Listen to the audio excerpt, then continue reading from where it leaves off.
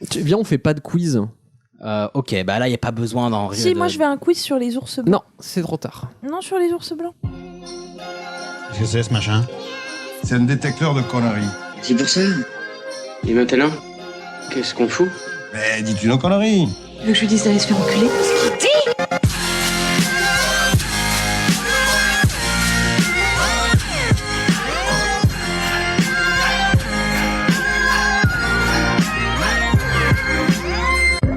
Vulgaire? Je trouve ça vulgaire. Oui, je trouve ça vulgaire. Bonjour et bienvenue pour ce nouvel épisode de Pardon Maman, le podcast de vulgarisation qui traite des petits et des grands sujets pour les rendre les plus vulgaires possibles. Bonjour. Aujourd'hui, avec moi pour vous divertir, j'ai une fine équipe, à pas commencer par Ichouchou, donc Juan. Bonjour, j'ai été perturbé du coup là. Ouais. Tu m'as coupé Camille. l'herbe sous le pied. Et Ichouchou. Ouais, je suis fini maintenant. Et bah tu m'as interrompu, voilà. Et nous avons un invité avec nous qui est Thomas. Ah, ça me fait très plaisir d'être là. Moi, ça me fait très plaisir. Comment ça va, Thomas? Chouchou en direct, en fait. Ah, n'est-ce pas, le Il se fameux. passe quelques jours. Moi, Mais c'est non, pour ça que c'était je pas suis un venu. rêve à 8h du matin. Non, vraiment. Si les gens savaient qu'il enregistre en nuisette, oh là là. mais j'ai la même. Et du coup, ça me parle beaucoup. Mais ça te gratte pas, toi, au niveau du. Non, ça Les va. bretelles. J'ai une Le pommade. Le truc pour resserrer les Faut pas que tu bretelles. passes ta lessive parce que. Bon, vous aurez certainement reconnu sa voix, c'est Thomas Hercouet. Ah, ça me fait très plaisir. Alors, je sais pas si ma voix est très reconnaissable, mais. Oh, c'est Si, pas... si, quand même. Quand on la connaît, oui. Ah, d'accord. Du coup, Ok. ouais. Le principe de reconnaissable. Oui. Non, Ah ouais, c'est bien, cool. ouais, effectivement. Ben écoute, on est très content de t'accueillir. Ah, mais très réciproquement. Je suis très content de vous accueillir aussi. Ah, merci. Oui, parce que tu nous as accueillis. Ah, je vous ai Est-ce que, accueilli. est-ce que Et tu oui. peux expliquer aux gens qui ne te connaissent pas ce que tu fais et comment on pourrait te connaître? Eh bien, j'organise 2 fois par an des séminaires nudistes, naturistes, dans les Côtes d'Armor, Intéressant. à côté de Plérin. C'était C'est pas quand mal. même Et chouette. c'était un petit camp très très bien où on a fait une pétanque surprise à 7h du matin et c'est vrai que Ichouchou a fait la quille. Moi moi, j'ai j'ai- fait le cochonnet, je me suis beaucoup amusé. Ah, ouais. J'ai bien tiré ce jour-là. Ah, Moi, j'ai préféré la veille la soirée Chouchen Partouze, qui était vraiment. Mais pas mal, mais moins bien que les années précédentes. Moi, j'ai tu passé vois. un bon moment. Trop de moustiques, mais sympa. Oui, bah pénible ça. Et puis le jet Pénis. pas bon. ok, donc, C'est Pardon Maman ouais, ou donc Pim Pam Poum? ça dérape direct. Donc, qu'est-ce que tu fais à part les soirées partous? Alors je travaille à Topito, donc je suis community manager à Topito avec un mec qui s'appelle Benoît Lebro et j'anime la nuit originale. Le Benoît Lebro, je l'ai embrigadé dans mes conneries, ce qui fait qu'on anime tous les deux une autre émission qui s'appelle Au nom du pire. Nous on fait des podcasts aussi, mais on aime bien le direct. Et du coup, on fait pas mal de choses en live, et notamment, Au nom du pire, c'est en direct. La nuit originale, c'est toute la nuit, c'est en direct avec tous les potes. Et voilà, du coup, on C'est très s'éclate bien. un peu là-dedans. Et vous où le recommande. est-ce qu'on peut retrouver tout ça? Alors, à Chalon-sur-Saône, Ouais. notamment. À droite, pas après la boulangerie, merveilleux. mais Ouais. encore après. Tu fais gaffe parce que tout le monde se trompe. Oui. Non, mais sur internet, la chaîne s'appelle Version Originale et j'ai toujours un problème de branding. Je suis un peu pété en branding, je sais pas comment. Vous tapez Bon, Version Originale, Nuit Originale, tapez des Oh, trucs. t'as suffisamment En de vues gros, pour. Vous tapez des trucs, vous tombez dessus normalement, ouais, donc il y a pas trop de version soucis. originale pour la nuit Ouais, originale. ou Nuit Originale tout court, en Oui, vrai, parce c'est qu'il n'y a vrai. pas 40 Nuits Originales. Et la nuit originale, la dernière, la 12e, où nous étions invités. Ah oui, vous étiez beau, hein, à 8h du matin, bonheur. moi je peux le dire. Vous Avec- étiez, vous reluisiez. Non, c'était bien. c'était Avec bien. On reluisait, je crois que c'est le bon terme. Bah pareil, attends, moi je dormais sur place, c'est bon. Il est vrai. Les nuits originales, c'est quoi? C'était des 18 heures d'enregistrement? Parce que la dernière fois, on 18 s'était de trompé sur live, le. 18h le en tout compte. 18h en tout. 18 heures en 15h tout. à 9h. Quelle histoire. Non-stop. Et il se peut que la prochaine commence à 14h, donc Oh la Ah, vache. on va arriver sur les 24 Toujours heures. avec des défis. Bruh. très Donc voilà, vous, probable. vous pouvez retrouver la dernière vidéo, les dernières 12 heures, il me semble. Non, pas Ah, tout non de plus. suite. Ah, non. on est sur du- on va attendre. Non, ce sera, je sais pas. Fin 2019, début Ouais, 2020. bientôt. Bon, dans En- tous les cas, sur la chaîne, je pense que vous avez 2000 heures Eh, de contenu avant vous d'arriver à la savez dernière. quoi? Ah. Posez pas de questions. Vous allez vérifier. Si c'est pas encore là, vous revenez le lendemain. Et comme ça, vous voyez. Il faut responsabiliser Ça les gens. Mais bientôt. oui, c'est bon. Vous avez pas, on va pas tout vous donner comme ça sur un plateau d'argent quand même. Je suis Enfin. bien d'accord. Sur ces belles Allez. paroles. Le filet, oui, mais de quoi on va parler aujourd'hui? Il me semble qu'on va commencer par Ichouchou. Si, je vais Alors. vous parler de la corrida. Très bien, avec Oh dear. ce même accent tout le long. Si. Très bien, j'ai hâte. Ça va être gênant. Après, ce sera Thomas. Ah ouais, moi c'est un bateau qui coule. En fait, c'est un, Et c'est c'est un pas- bateau. En fait, J'adore cette c'est blague. pas il y a Titanic. un petit bateau. Alors c'est pas Titanic, mais je pense que c'est plus qu'un bateau. Il y a une petite leçon de vie derrière. C'est mon anecdote préférée Et de la puis, Terre entière. du peu que tu m'as dit, ça résume très très bien la situation en fait. Oui, c'est global. Oui. Oui, c'est pas une histoire qui est très longue. Après, ce sera Camille. Oui, et donc moi, pour cet épisode, eh bien, je me suis collée à un pourquoi. Très bien. Pourquoi J'ai cru que tu avais fait un truc grave. genre. Eh non, pas du tout. Non, Non, non. mais très bien, j'ai hâte. En plus, tu nous as un peu dit ce que c'était, donc j'ai hâte d'avoir la réponse. Mais bah, ça te concerne. Calme-toi Oh tout de là suite. Calme-toi tout de suite. Surtout moi. Éloignez les J'ai enfants. envie de savoir du coup. Ah, mais Hicham, c'est parce que c'est Monsieur Sheffield. Si vous avez regardé Nounou d'enfer, vous pouvez vérifier. Après, ce sera Juan. Ouais, moi je vais vous parler un petit peu des ninjas, avec des anecdotes sur les ninjas. Je peux faire mon anecdote maintenant. Ça va être gênant, mais vas-y. Ninja, c'est Janine à l'envers.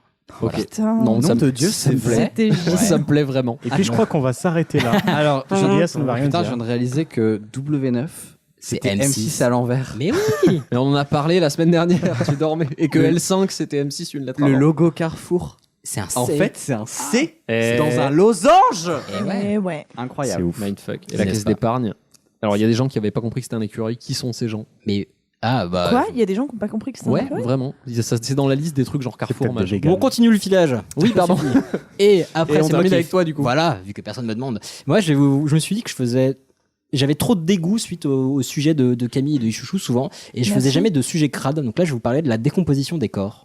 Ah. Voilà. Welcome, bienvenue au club. Moi, ça m'intéresse. Je ça vais va prendre être des cool. notes pendant cette émission. Très bien. Je Avec vous avoue que l'odeur des bonnettes de micro, ça sera bien. Non, mais raccord. la préparation m'a dégoûté. J'ai vu des vidéos immondes, mais c'était pas des snowphoniques, Petite le monde. nature. Mais... Ah non, mais c'était dégueulasse. Sachant que t'étais vraiment pas contraint de regarder des vidéos pour préparer ton. Oui, Ben, ça c'est bien. Eh ben, on se donne. Voilà, on se donne.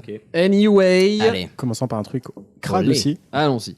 Tu peux pas tuer tous les gens qui ne te plaisent pas. Pourquoi? Comment ça, pourquoi? Tu n'as pas le droit. Là, on a dit qu'on se battait pas. C'est juste 2-3 passes comme ça, histoire de se dégourdir. Pour toi, César, mon plus beau taureau. Pourquoi ils vont me tuer? C'est une tradition chez nous. C'était long. C'était quoi la surprise à la fin? Terminator, non, au début Non, c'était pour après. Ah, ok. Tu nous as dit qu'il y avait une surprise à la fin d'un des jingles. Non, je sais pas, vous avez reconnu un peu la chanson ou pas? Oui. La Non, Corée. du C'est pas tout. Francis Cabrel. C'est Corrida qui a été reprise par Idir, un chanteur kabyle, Ouais. et où il y a Francis Cabrel qui chante avec lui. Oui, Donc, ok, c'est ça. Je voulais pas mettre du Cabrel direct, je me suis dit, Terminator Non, au début mais- ou pas? Parce que je crois oui, il y a eu reconnaître Terminator. Ok, Pourquoi c'est est-ce eu qu'ils veulent me Terminator. tuer? Et puis, Et oui, dire, c'est très très beau. Tu peux pas duer juste les gens que j'aime pas. Pourquoi? Bonne question. Bon, alors. Reste donc, cool. Sac à merde. La corrida. Qu'est-ce que ça veut dire? Ça veut dire course, Ok. en espagnol. Jusque-là, ça va. Voilà. Ouais, ils se sont Toi, plantés. Ça tu vient nous du- as pas laissé un délai de réflexion Non, très parce long que quand même. hein. je sentais que ça allait partir en couille D'accord. et que j'ai 3 pages de notes. Ah, Donc, corrida veut dire course et ça vient de correr, qui veut dire courir. En vrai, on devrait appeler la corrida de toros. Ok, La course course taureau. de taureau. Exactement. On fait tous bilingues en fait. Ouais, mais. Impressionnant. Donc, c'est un spectacle, entre guillemets, qui est très contesté et controversé, où le but ultime, c'est la mise à mort de ce pauvre taureau. Elle est interdite en France, sauf dans les régions où la tauromachie est considérée comme une tradition. Donc en gros le sud et le sud-ouest, genre Istres, Nîmes, tout ça. Et c'est assez compliqué pour moi de prendre parti parce qu'il y a une partie de moi qui comprend cette histoire de tradition.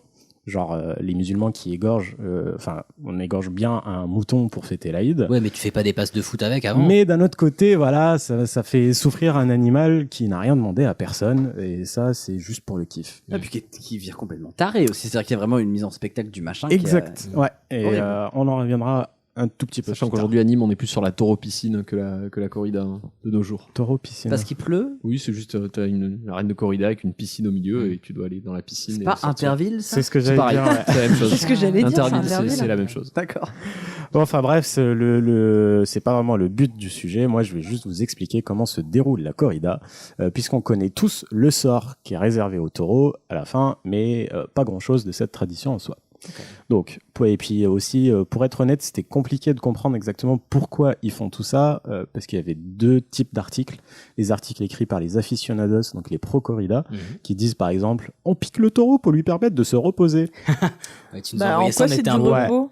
Bah, je sais pas, je comprenais pas vraiment. Est-ce Ou que sinon, c'est- il y a tout l'inverse des autres, ceux qui sont contre la corrida et qui disent que le matador est un boucher qui ne mérite pas la vie. Est-ce que les premiers là que tu viens d'évoquer, c'est les mêmes qui disent le chien est mort? Non, il est parti Au paradis. dans une ferme spéciale où il sera heureux toute sa vie.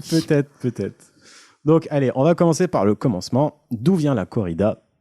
Comment elle est née? Qui sont les matadors et que veulent-ils? Ça fait Ok. beaucoup de questions. Ouais. En gros, on n'est pas vraiment sûr des origines. J'ai l'impression que tous mes sujets se Cette ressemblent. véracité je l'ai dit historique qui n'appartient qu'à quasiment- toi. Ouais, je l'ai dit quasiment dans tous Non, mes mais sujets. on s'y est fait. Mais en gros, tout ce qu'on sait, c'est que les jeux tauromachiques sont devenus super populaires en Espagne. Il y a des dessins de taureaux depuis l'âge néolithique. Mais on ne sait pas trop si c'est un dieu taureau ou un taureau de combat. Voilà, donc on ne sait pas vraiment interpréter ça. Ok. Et l'origine des corridas en Espagne viendrait de la culture gréco-latine qui est venue avec la domination romaine entre 218 avant Jésus-Christ jusqu'à l'an 476. Est-ce que ça veut dire que les Romains avaient un délire un peu déjà dans le genre? Ouais. Bah, c'est parce qu'on a cette image des Romains dans le Colisée qui s'envoient des lions à la gueule et tout. Je sais même pas si c'est vrai. Tiens. Non mais, ouais. Et du coup, ça viendrait de là. On n'est pas vraiment sûr, mais on sait qu'ils avaient déjà un délire avec les taureaux. Bah, les jeux du cirque, tout Oui, mais simplement, oui, voilà. c'est ça, Ouais, mais- le contexte des Ouais, jeux du ils ont cirque. fait un bail entre les jeux, le Cirque du Soleil et puis Mais et les Non, mais gladiateurs, quoi. buter des bêtes sauvages, ouais, c'est ça, c'est la Mais beauté après- du sport de buter des bêtes Mais sauvages, je sais pas quoi. si ça se L'homme faisait face tant à- que ça, parce que les bêtes sont pas contrôlables, alors que le spectacle des gladiateurs, dans la Rome antique, c'était quasiment du théâtre en fait. Sauf qu'à Oui, la bien fin, il y a sûr. quelqu'un qui pouvait crever. Sauf que ça crevait pas Non, beaucoup parce que ça oui, coûtait voilà, cher. on quand même, tuait les gens. quasiment jamais les gladiateurs, mais les bêtes sauvages, en fait, on prenait des bêtes de proximité. Donc du coup, ça coûtait moins cher. Un je pense dardon. que- Vas-y, continue. Non, Michel. non, mais Pardon, c'est excusez-moi. passionnant. Mais ce que je voulais dire, c'est que... Vraiment, Non, mais si, c'est très bien. encore moins convaincu, s'il te plaît. Quelle enflure. Non, mais la corrida à l'époque, c'était pas du tout la même corrida qu'aujourd'hui. Ça ressemblait plus au feria. Genre, tu lâches un taureau et puis tu cours. D'où la corrida, oui, parce que la corrida aujourd'hui, c'est pas une course. Ouais, mais la corrida d'aujourd'hui n'est pas la même que la corrida. J'entends bien. Voilà. De jadis. Et puis le but de tout ça, je sais pas, chacun son kiff. Je ne suis pas là pour juger. Donc avant le 18e siècle, les corridas se faisaient à cheval. Et au Portugal, par exemple, ils le font toujours à cheval. Il fait chier deux bêtes en même temps. Voilà. Ouais, C'est pas ça. mal. Et la corrida qu'on connaît aujourd'hui, donc elle est née au 18e siècle et elle devient aussi une pratique populaire, alors qu'avant elle était réservée à la noblesse. Parce qu'il fallait un cheval et tout, et c'est pas tout le monde qui pouvait avoir. Et c'est Francisco Romero, l'inventeur de la corrida moderne. On ne connaît que lui. Il est né en 1700 à Ronda, qui est à Malaga, Ronda. au sud de l'Espagne, en Andalousie. Et c'est aussi à lui qu'on doit la muleta. Ah, C'est Sur la quoi coiffure là. Non, c'est pas la coupe mulet en L'autre. espagnol, c'est la cape du torero. Ah. Donc la légende raconte qu'à la fin d'une des courses de taureau, Francisco a demandé s'il pouvait tuer le taureau. Et puis Le le déjà un peu président l'a sonné, regardé, quoi. il lui a dit bah ouais, pourquoi pas. qu'est-ce que je vais foutre, moi? Et il a fait charger le taureau plusieurs fois, il a fait des allers-retours et il a fini le taureau avec son épée. Et il a fait ça à plusieurs reprises, c'est devenu un pro et il a fixé lui-même les règles qui sont encore appliquées aujourd'hui. Ah, si vous voyez Quoi, ma tête, tu peux là, rappeler son nom? Francisco Romero. qui a aussi inventé les films de zombies, mais je sais que tu connais pas trop en cinéma. Tu confonds. Vas-y. Ok. Donc ça, c'était pour l'histoire. Maintenant, comment se passe aujourd'hui la corrida? Donc tout commence par le sorteo. Je vais pas prendre un accent espagnol tout le temps parce que... Dommage. Le truc, c'est quand tu dis des noms espagnols sans accent espagnol, ça fait des noms start-up. Ou de jus de fruits, vraiment, Bah, si on remonte tout de commence par le sorteo. Et ça commence toujours à midi. Donc c'est à ce moment-là où on tire au sort quel matador va affronter quel taureau. C'est le représentant du plus ancien des matadors qui écrit sur un petit bout de papier les numéros des taureaux.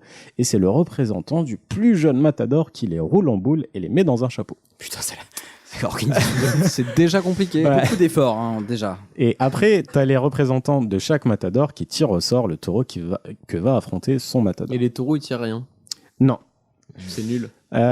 Puis après, on enchaîne avec le paseo. C'est J'adore.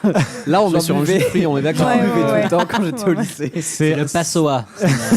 non, le El Paseo. C'est un défilé avec tous les participants qui commence par le président qui ajoute un mouchoir blanc. Et le défilé est accompagné par une musique Du Malibu Coco. qui s'appelle Paso Doble. Waouh. Tout festif. Elle est super connue cette chanson. Ah oui. Enfin, ce type de chanson. Donc voilà, il y a tout le monde qui défile et tout. Et une fois que le défilé est passé, les matadors se placent au premier rang, le plus ancien à gauche, le plus jeune au centre et le troisième à droite. Et derrière eux se placent les autres toréadors. Tiens, pendant qu'il y a la musique qui passe, est-ce que quelqu'un d'entre vous peut me dire la différence entre un matador et un toréador? Bah, le matador, il tue, le toréador, il tue pas. Très bien. Oh, Tout mais ça, c'est Il y par en a un qui le l'espagnol. fatigue et l'autre qui l'achève, non? Non, le toreador vient du verbe torear, qui veut dire travailler le taureau. Et donc, c'est le mouvement un verbe que pour fait ça. le gars avec la cape, mais aussi quand les autres courent pour planter les pics, par exemple, et tout ça. Et le matador, donc, vient du mot matar, qui veut dire tuer. Est-ce qu'on peut juste remettre la musique un peu plus fort à ce moment-là?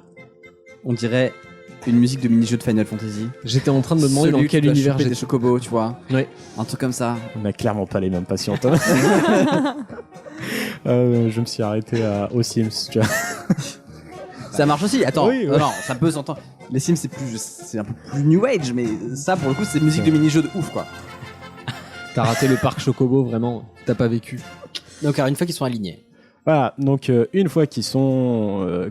pourquoi ils sont alignés? bah, il y en a 3 pendant la musique. Oui, après. c'est bon, c'était juste pour dire en fait la Pardon différence pour... Vas-y, engueule-le, c'est pas grave. Comment que tu fais Toreador remettre et- ta Il place essaie d'être gentil, de suivre ton et truc, et toi matador. tu lui gueules En dessus. gros, le matador est un toreador, mais le toreador n'est pas un matador.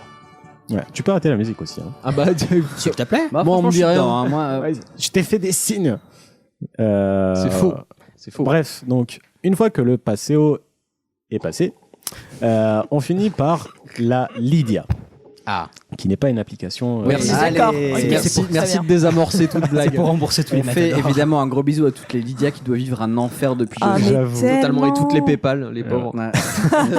Donc la Lydia, c'est le combat. Pour les âmes vraiment sensibles, je vous invite du coup à ne plus m'écouter à partir de maintenant, parce que ça commence à être- ça commence à être vraiment un peu dégueulasse. Éloigner Donc, les enfants. donc la Lydia est composée de 3 tercios. 3 tiers. Voilà. Le Joli. premier tercio, il est appelé el tercio de pique. Le tour tir des des piques. piques. Là, j'ai un petit doute parce que je sais pas C'est si le moment c'est où ils ont el les tercio lances, de là pique ou le tercio de pique. Bon, on va dire le tiers de pique. Voilà. On dirait vraiment la pire partie Donc de poker. on assiste à ce moment-là à la sortie du taureau et ça permet aussi au matador de faire des passes de capote, ils appellent ça comme ça, Pardon. ouais, pour évaluer le comportement du taureau. Pardon, on va C'est- donc je la vais passe. prendre cette phrase en contexte. Attends, Et je vais m'en faire un passes t-shirt. de Je vais en faire un capote. t-shirt. Est-ce que j'ai pas pensé Ouais, à tu enlever cherches cette de phrase tout simplement. En fait, c'est le mouvement que fait le matador avec la muleta. C'est des passes de capote. Mais non, mais Ça donc, n'arrange rien. On c'est- est d'accord. Non. T'as Tu aggravé aggraves ton ton cas. cas. Oui, ouais. oui, non, ouais. Donc, ces passes de capote, comment est-ce que je peux les appeler? les passes. Les Je sais passes. pas. Franchement, vas-y. Elles sont composées elles-mêmes de 3 règles. La première, J'avais une excuse séparée. c'est Yes. la première, c'est sitar, c'est le mouvement que fait le torero pour déclencher la charge du taureau. C'est bizarre que ça soit fait au début alors que c'est si tard. Oh, je vais prendre un verre plutôt que d'entendre ça. Petite parenthèse, c'est complètement faux l'idée que le taureau est attiré par le rouge. Ils foncent sur tout ce qui bouge. C'est un peu comme un chien non castré. Ah, et là, on fait un bisou à tous les mecs qui rentrent en école de commerce. Yes. Qui sont pareils. Ah. Fort bien. Moi, je prends. La deuxième règle, c'est mandar, qui veut dire envoyer. Et c'est le mouvement qui traîne le taureau, qui est assez compliqué et dangereuse pour un torero, qui doit maîtriser la trajectoire du taureau et rythmer l'ensemble. Il faut pas que le taureau s'épuise, sinon c'est raté pour le matador pour sa récompense à la fin. Il aurait mal fait son boulot. D'ailleurs, les premières passes de cap s'appellent les Véroniques. Pardon. Pas d'accord. C'est pas possible. Si, elle Tout est porte, drôle. Si, elle porte le nom de la sainte qui a essuyé le visage de Jésus au cours de sa Avec passion. le Saint-Suir. Alors, Vite. Essuie-moi le front. Je pars au combat. Et puis, du coup, la troisième règle, c'est rematar, qui veut dire achever. Et c'est quand tu remontes la cape pour que le taureau remonte la tête. Oh là là. Tu sais que mon niveau d'empathie vis-à-vis des matadors est plutôt Ça ne- négatif. Bah, Ça ouais. ne va pas s'arranger. non. Putain. Donc, une fois que tout ça est fait, vient les picadors. Comme le nom l'indique, c'est pas un très beau C'est nom. un genre de cornichon. C'est un toréador à cheval avec une lance de 2,6 mètres de long, Ah. avec une pointe en acier qui est appelée la pouya, qu'il utilise pour piquer le taureau. Est-ce que le virgule 6 est vraiment important? Genre, Oui. est-ce que c'est un truc qui est traditionnel? Ah ou- oui, c'est réglementé. Ok. Il fait son cri traditionnel en même temps. On l'avait déjà. Ouais. J'avoue, t'avais Et pas là, le besoin truc de faire. qui commence déjà à me déranger énormément, c'est que le picador doit piquer le taureau un minimum de 2 fois. Il n'y a pas de maximum. Oh, Ah, putain. quelle horreur. On a bien fait de commencer par un sujet ouais, léger. ouais, carrément. Et du coup, ils font ça pour, je cite encore une fois, tester la bravoure du taureau. Non, mais il a rien. Enfin, Les taureaux sont très sensibles au Le concept de taureau n'a bravoure. rien demandé, quoi. Vraiment, le taureau, il bouffe de l'herbe et il fait ses trucs. Et là, d'un coup, un mec, il veut tester sa bravoure. Le taureau Teste ta bravoure. T'es sûr? Mais en fait, j'ai pas envie de ça. Enfin, Et bon, après, je suis plus j'ai trouvé d'autres articles qui donnent une autre version, qui est plus logique à mon sens. C'est pour affaiblir le taureau, bien évidemment. oui, Mais aussi pour que sa Ça se tête, tient. c'est surtout pour que sa tête reste baissée pour la fin. Sous les yeux. Donc voilà. Après, donc il y a le deuxième tercio qui s'appelle El Tercio de Banderillas. C'est des longs bâtons qu'on vient, qui sont avec des harpons à la fin de 5 à 7 cm, qui sont plantés par paire dans le haut du dos du taureau. Ouais, c'est les trucs avec des espèces de pompons colorés. Exactement. Là, On a commencé quelle par horreur. ça. à quel moment votre podcast n'est pas interdit au moins de 18 en fait? Il l'était, mais pour le référencement, c'était chiant, alors Ah on l'a ouais, enlevé. d'accord. Donc cette phase est faite par 3 peones, qui veut dire valet en espagnol. Ah, des péons. Les bah péons. Oui. Ah oui, des Ah femmes. bah, je savais pas que c'était un mot en français aussi. Si. Ok. C'est un animal aussi. Pas du tout. C'est T'as le inversé pan. des lettres.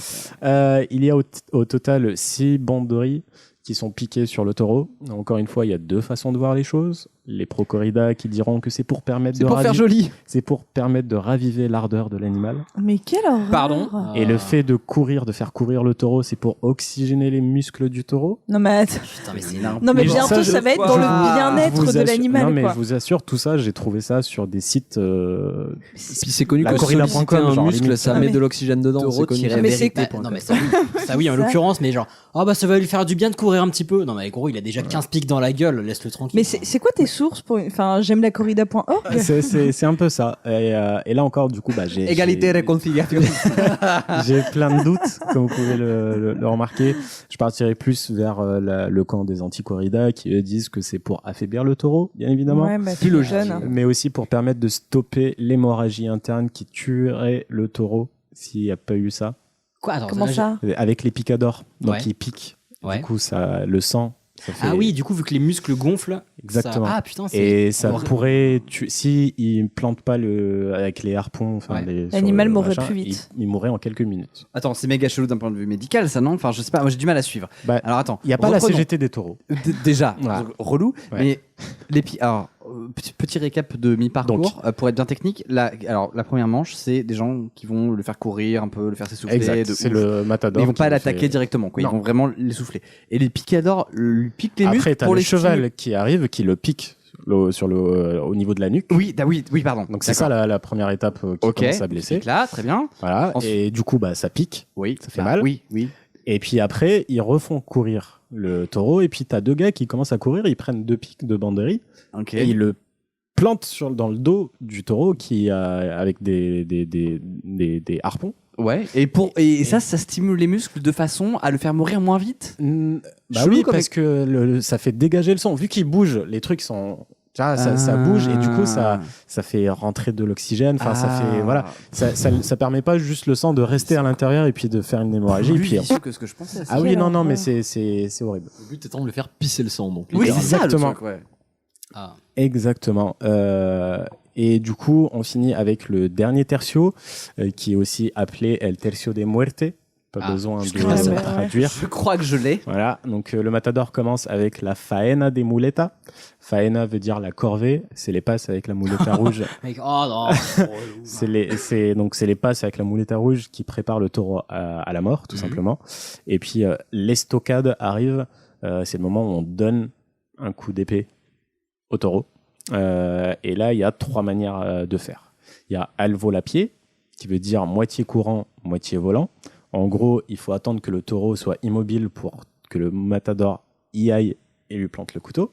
Enfin, le couteau, l'épée. Il y a Aresibir, qui veut dire en recevant. Là, c'est l'inverse. C'est le taureau qui vient vers le matador et le matador reste immobile. Bon, c'est très très rare parce qu'en général, ils n'ont pas de couilles. Et c'est très très dangereux. Et sinon, il y a Al Encuentro, qui veut dire entre les deux. Ils font un Braveheart, quoi. Voilà, c'est meet me halfway. Les deux font la moitié du chemin, quoi. Et quand le taureau est achevé, voilà. Et il est achevé. Vient le moment de la récompense au matador. Une tape dans le dos. Non, si le public agite un mouchoir blanc, on lui donne une oreille. Ah, quelle horreur. Mais il en fait quoi après, sans déconner, un porte-clés? Je vais vous expliquer. C'est assez horrible. logique après, mais voilà, on est en 2019, donc bon. Donc voilà, si le public agite le mouchoir, c'est qu'ils ont apprécié le combat. On lui offre une oreille. Ensuite, si le président a apprécié le combat, on lui offre une deuxième oreille.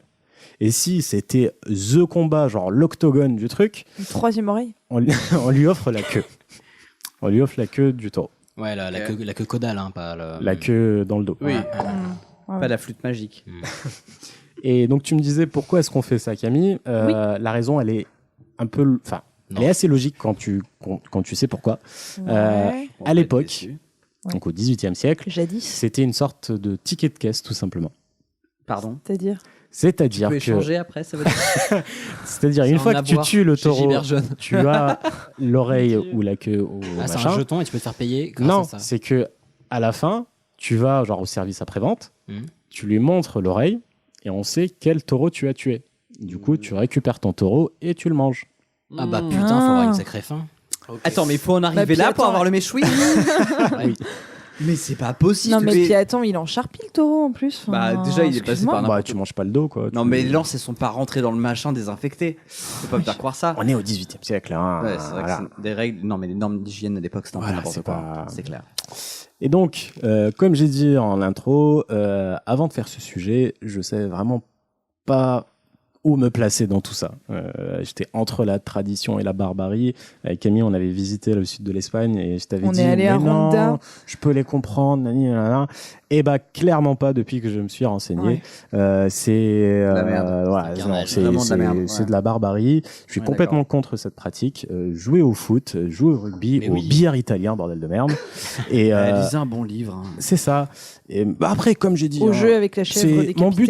Mon but, c'est pas de dire ce qui est bien, ce qui est pas bien. C'est pas bien. Donc, je vais finir par une petite citation. Je les entends rire comme je râle. Je les vois danser comme je succombe. Je pensais pas qu'on puisse autant s'amuser autour d'une tombe. Est-ce que ce monde est sérieux? Est-ce que ce monde est sérieux? Merci Francis. Ouais. Parfait. Mais si je puis me permettre, moi j'avais regardé il y a quelques années, un soir d'insomnie, un documentaire sur les familles qui vivent en fait encore de la corrida dans le sud de la France et où on est torero de père en fils et tout. Il y en a plein. Et il y avait une nana supra jeune qui est veuve parce que son mari était un matador et est mort lors d'un combat. C'est un héros. Et c'est un putain d'héros et tout le monde dit oh là là c'est dégueulasse, mais l'animal c'est juste putain de défendu. Bah non, enfin, c'est je veux dire, tu vas titiller un taureau, tu vas pas t'étonner de mourir derrière. Enfin, l'animal. Non, mais et c'est horrible parce que l'animal est quand même mis à mort derrière parce que le vilain il a tué un matador quoi. Mais surtout il y a encore d'autres pratiques qui sont encore plus barbares qu'on n'entend pas parler. C'est les camps d'entraînement entre guillemets pour les jeunes matadors. Où ils tuent des jeunes taureaux pour s'entraîner. En gros, c'est leur formation, ils passent leur BTS, quoi. C'est dégueulasse. Et voilà, je me suis pas trop renseigné, je me suis dit, écoute, non, on va s'arrêter là. C'était sympa. Changeons de sujet. Non, il y a un truc moi qui m'épate, c'est que plus j'en entends sur la tauromachie, plus je trouve que les paroles de la corrida de Cabrel, qu'on cite souvent un peu à la déconne, sont méga justes. Quoi. Exactement. Le côté. J'ai relu toutes les paroles en écoutant vraiment après mon sujet, je me suis dit, ah ouais. Ouais, mais c'est incroyable à quel point c'est juste, quoi. La peur de l'animal, le côté où il comprend juste pas ce qui se passe. Et surtout, mon truc préféré, c'est quand il dit ce soir, la femme du torero dormira sur ses deux oreilles. Évidemment. Alors que lui, à la fin, il aura pas ses deux oreilles. C'est trop. Enfin, mais oui. Il est fort, ce Cabrel. Non, oui, pour il est le fort. coup, ouais.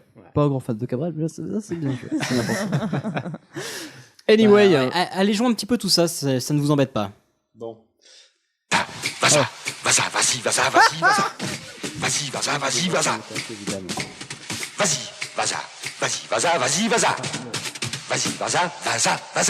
Vaza léger, 100% farine complète. Waza!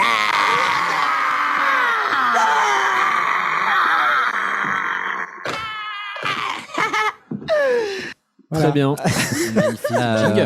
J'ai un peu joui. Pourquoi j'ai une érection?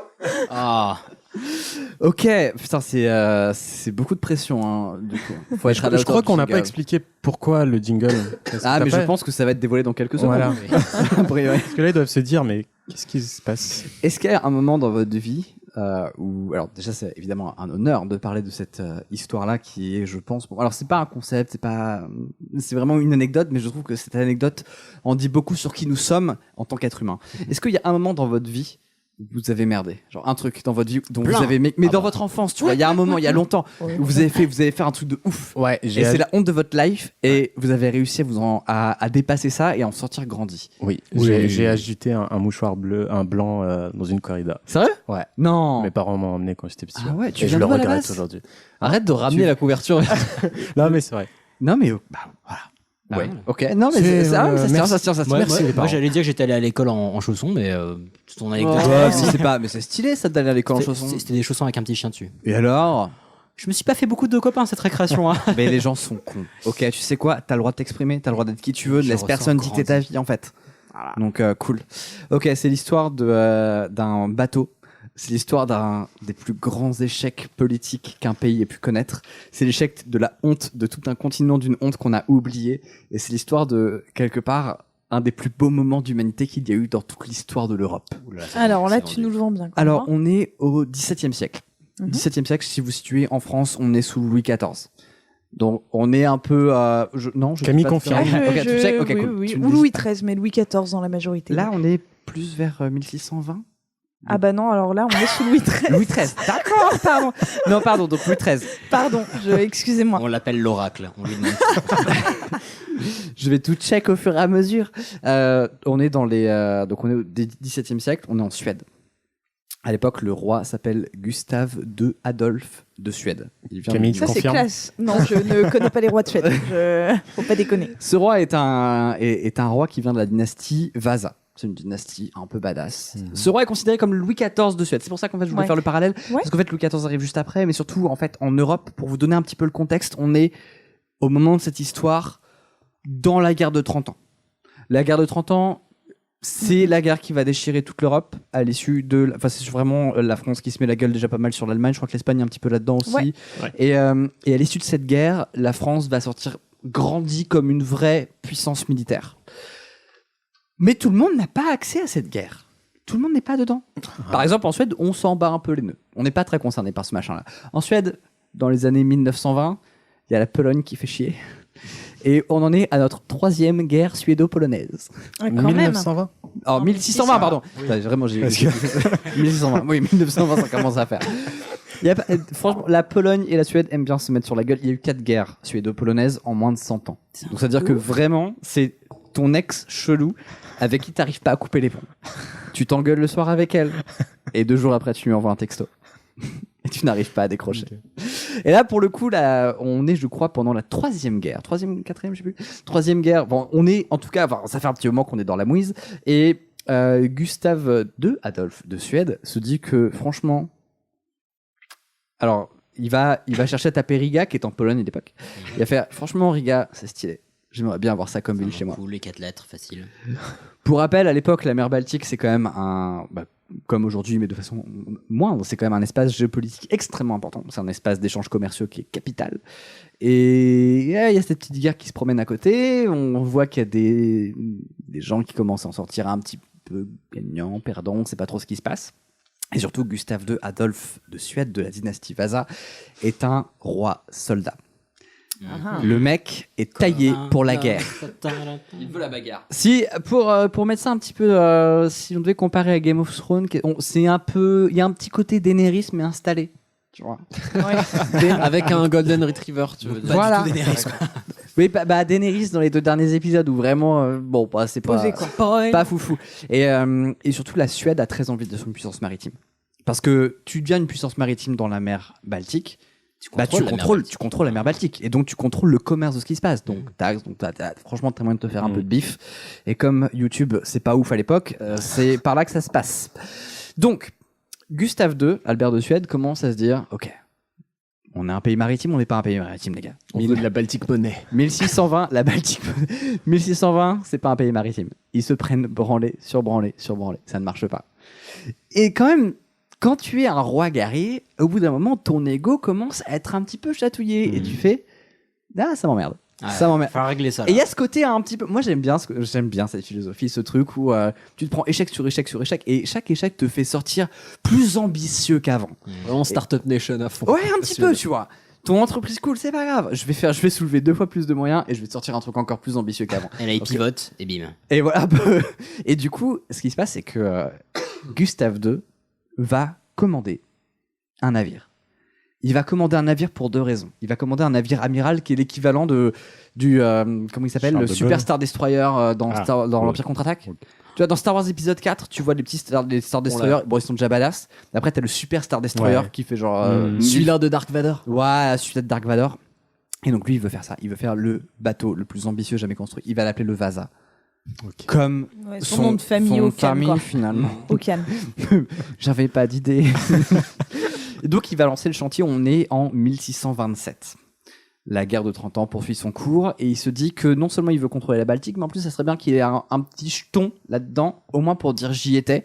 Ne serait-ce que parce qu'au pays, ça le légitimise de ouf. Alors bon, c'est un roi, il n'a pas trop besoin, mais quand même, ça fait bien auprès du peuple, et puis surtout, ça calme les gens. Puis t'as besoin d'un petit peu balancer un peu d'euphorie là-dedans. Je lui donne beaucoup d'intentions très psychologiques par rapport à son peuple. Bon, je le connaissais pas. Moi non plus, pas perso, mais en gros, voilà, il lance la construction de ce vaisseau, qui a donc une portée aussi bien militaire que politique, que marketing finalement. Enfin, esthétique. Ça devait être sympa. Esthétique. C'était très joli. Ah, c'était très joli. Moi, je peux vous spoiler dès maintenant. Le bateau, on peut le voir dans un musée aujourd'hui. Ah, c'est vrai? Ah, on peut le voir dans un musée aujourd'hui. Génial. Et moi, je connais pas beaucoup de bateaux français qui datent du XVIIe siècle qu'on peut voir dans des musées aujourd'hui. J'en connais pas 40. Donc, il fait son bateau. On part pour plus d'1 an de travaux. Les travaux commencent en août 1627. Ils se terminent en octobre 1628. Et ils ont tenu les délais. Et ils ont tenu les délais. Non, mais c'est les Suédois, ça. Ah ouais, vraiment numéro 10 qui a fait trader. Ouais, non, mais ça, c'est pas les. Attention, eux, ils travaillent. Donc, nous arrivons en 1627, un bateau 69 mètres de long. J'ai pas le poids là sous les yeux, mais lourd quoi. Ouais. Vraiment fat, plein de canons, plein de trucs. Tout magnifique quoi. Vraiment un fleuron du truc. Et le roi arrive à Stockholm. Et c'est un événement national, c'est-à-dire que vraiment ce bateau, on va le lancer à la mer, ça va devenir le symbole d'un pays. C'est plus qu'un symbole pour un pays, c'est un acte de renaissance qui est en train de se passer. Oui, la Suède a subi quelques défaites militaires sur la mer. Oui, bien évidemment. Mais il faut se relever. Et il faut se relever. La Suède est un pays qui tombe, mais la Suède est surtout un pays qui se relève. Et la Suède va mettre une branlée à toute la mer Baltique. C'est chez eux maintenant. C'est leur jardin. Que dis-je ? C'est leur pataugeoire. Tu vois ? Là, la Pologne, la Finlande, la Norvège, la Pologne, le Danemark, tout ça, dans la main. Terminé. L'Allemagne, de toute façon, elle est cuite dans 20 ans. On s'en fout de la Prusse, on s'en bat les couilles. Dans 300 ans, on parlera plus de l'Allemagne. Exactement. Et donc, du coup, il y a surtout pas en Pologne. Donc, ce vaisseau va symboliser la grandeur que la Suède se revendique. Nous sommes le 10 octobre. Non, pardon, 10 août. J'arrive pas à me relire. 10 août 1928. Je crois que c'est 10 août. On va dire août. Ouais, sinon c'est octobre. Bon, écoutez, on est en 1628. 1628. Nous sommes à Stockholm. Nous sommes dans la baie de Stockholm. Je sais pas si c'est une baie. Bon, bref, nous sommes à Stockholm. Le bateau est là. Le Vasa est là. C'est un des plus beaux bateaux que vous auriez jamais vu à l'époque. Vous n'avez rêvé voir un bateau pareil. Il est magnifique. Il est beau. Il est puissant. Il arbore toute cette fierté que les Suédois pourraient avoir pour la Suède. Et d'ailleurs, ils l'ont fait en téflon, en fonte, un truc bien solide quoi pour que ça tienne. Je sais pas ce qu'ils ont mis, mais mon Dieu, c'est bien fait. Hein. Le bateau part. Le bateau est inauguré, le bateau s'en va, on le voit s'éloigner de Stockholm. Bizarrement, il passe la ligne de l'horizon très très vite. Attends, trop vite. Le bateau s'en va et là, la ville est en émoi, la Suède est en émoi. C'est la Suède qui part à la mer, c'est l'avenir de la Suède qui est en train de se réaliser. Vous savez combien ça fait 1 mile marin ? Ça fait... Pas beaucoup. 1,3 km, non ? Un truc comme ça. Un truc comme ça. C'est pas lourd. Au bout d'1 mile marin, le bateau commence à couler. Non. Il penche et il coule. Et il coule. Et il coule. Et plouf. Peut-être qu'il disparaît. Il avait plus pied, je pense. Et le bateau a coulé. Ils ont oublié de lui apprendre à nager. Il fait ouais. Donc, pour résumer, les ambitions et la gloire de la Suède ont coulé au bout de un mile marin de navigation dans la baie de Stockholm. Mais quelle angoisse. Je vous laisse vous mettre à la place du roi. Mais vous imaginez ce moment de malaise, quoi que ça a dû être. Le blanc qu'il y a dû avoir sur le porte. Mais en fait, c'est ça, j'aurais voulu avoir la coupée du mec. J'aurais voulu avoir, tu vois, tout ce truc ultra ambitieux. Vraiment, c'est c'est ça, c'est le Charles de Gaulle. C'est vraiment le fleuron de ton industrie militaire. T'es là, c'est le showcase. C'est ce que tes ennemis vont regarder en disant ah putain, merde. Ok, merde, ouais. Et là, tu vois le truc et tu fais moi, ça va en fait. Je pense qu'en voyant ça, le batelier ou l'architecte, je sais pas comment on l'appelle, il a dû se carapater, genre il a dû courir, partir en moonwalk, genre. Alors bizarrement, c'est pas documenté. En tout cas, j'ai pas vu d'infos. J'ai fait le musée 2 fois, parce qu'en fait, alors bon, pour la fin de l'histoire, et qui est vraiment pour moi cette leçon d'humanité. Déjà, il y a cette grande leçon d'humilité, qui est que quel que soit ton idéal de grandeur, ton ambition, etc. Tu peux quand même te planter. Au bout d'un moment, on est humain et Apollo. On sait pas compter. Et encore qu'Apollo c'est différent parce que la volonté politique elle était pas sur le même plan. Il y avait ce côté où la science, enfin t'avais un truc qui était animé par la science aussi, donc Apollo évidemment, mais là t'avais vraiment la Suède qui voulait mettre ses couilles sur la table et bah franchement il faisait froid quoi. donc bof.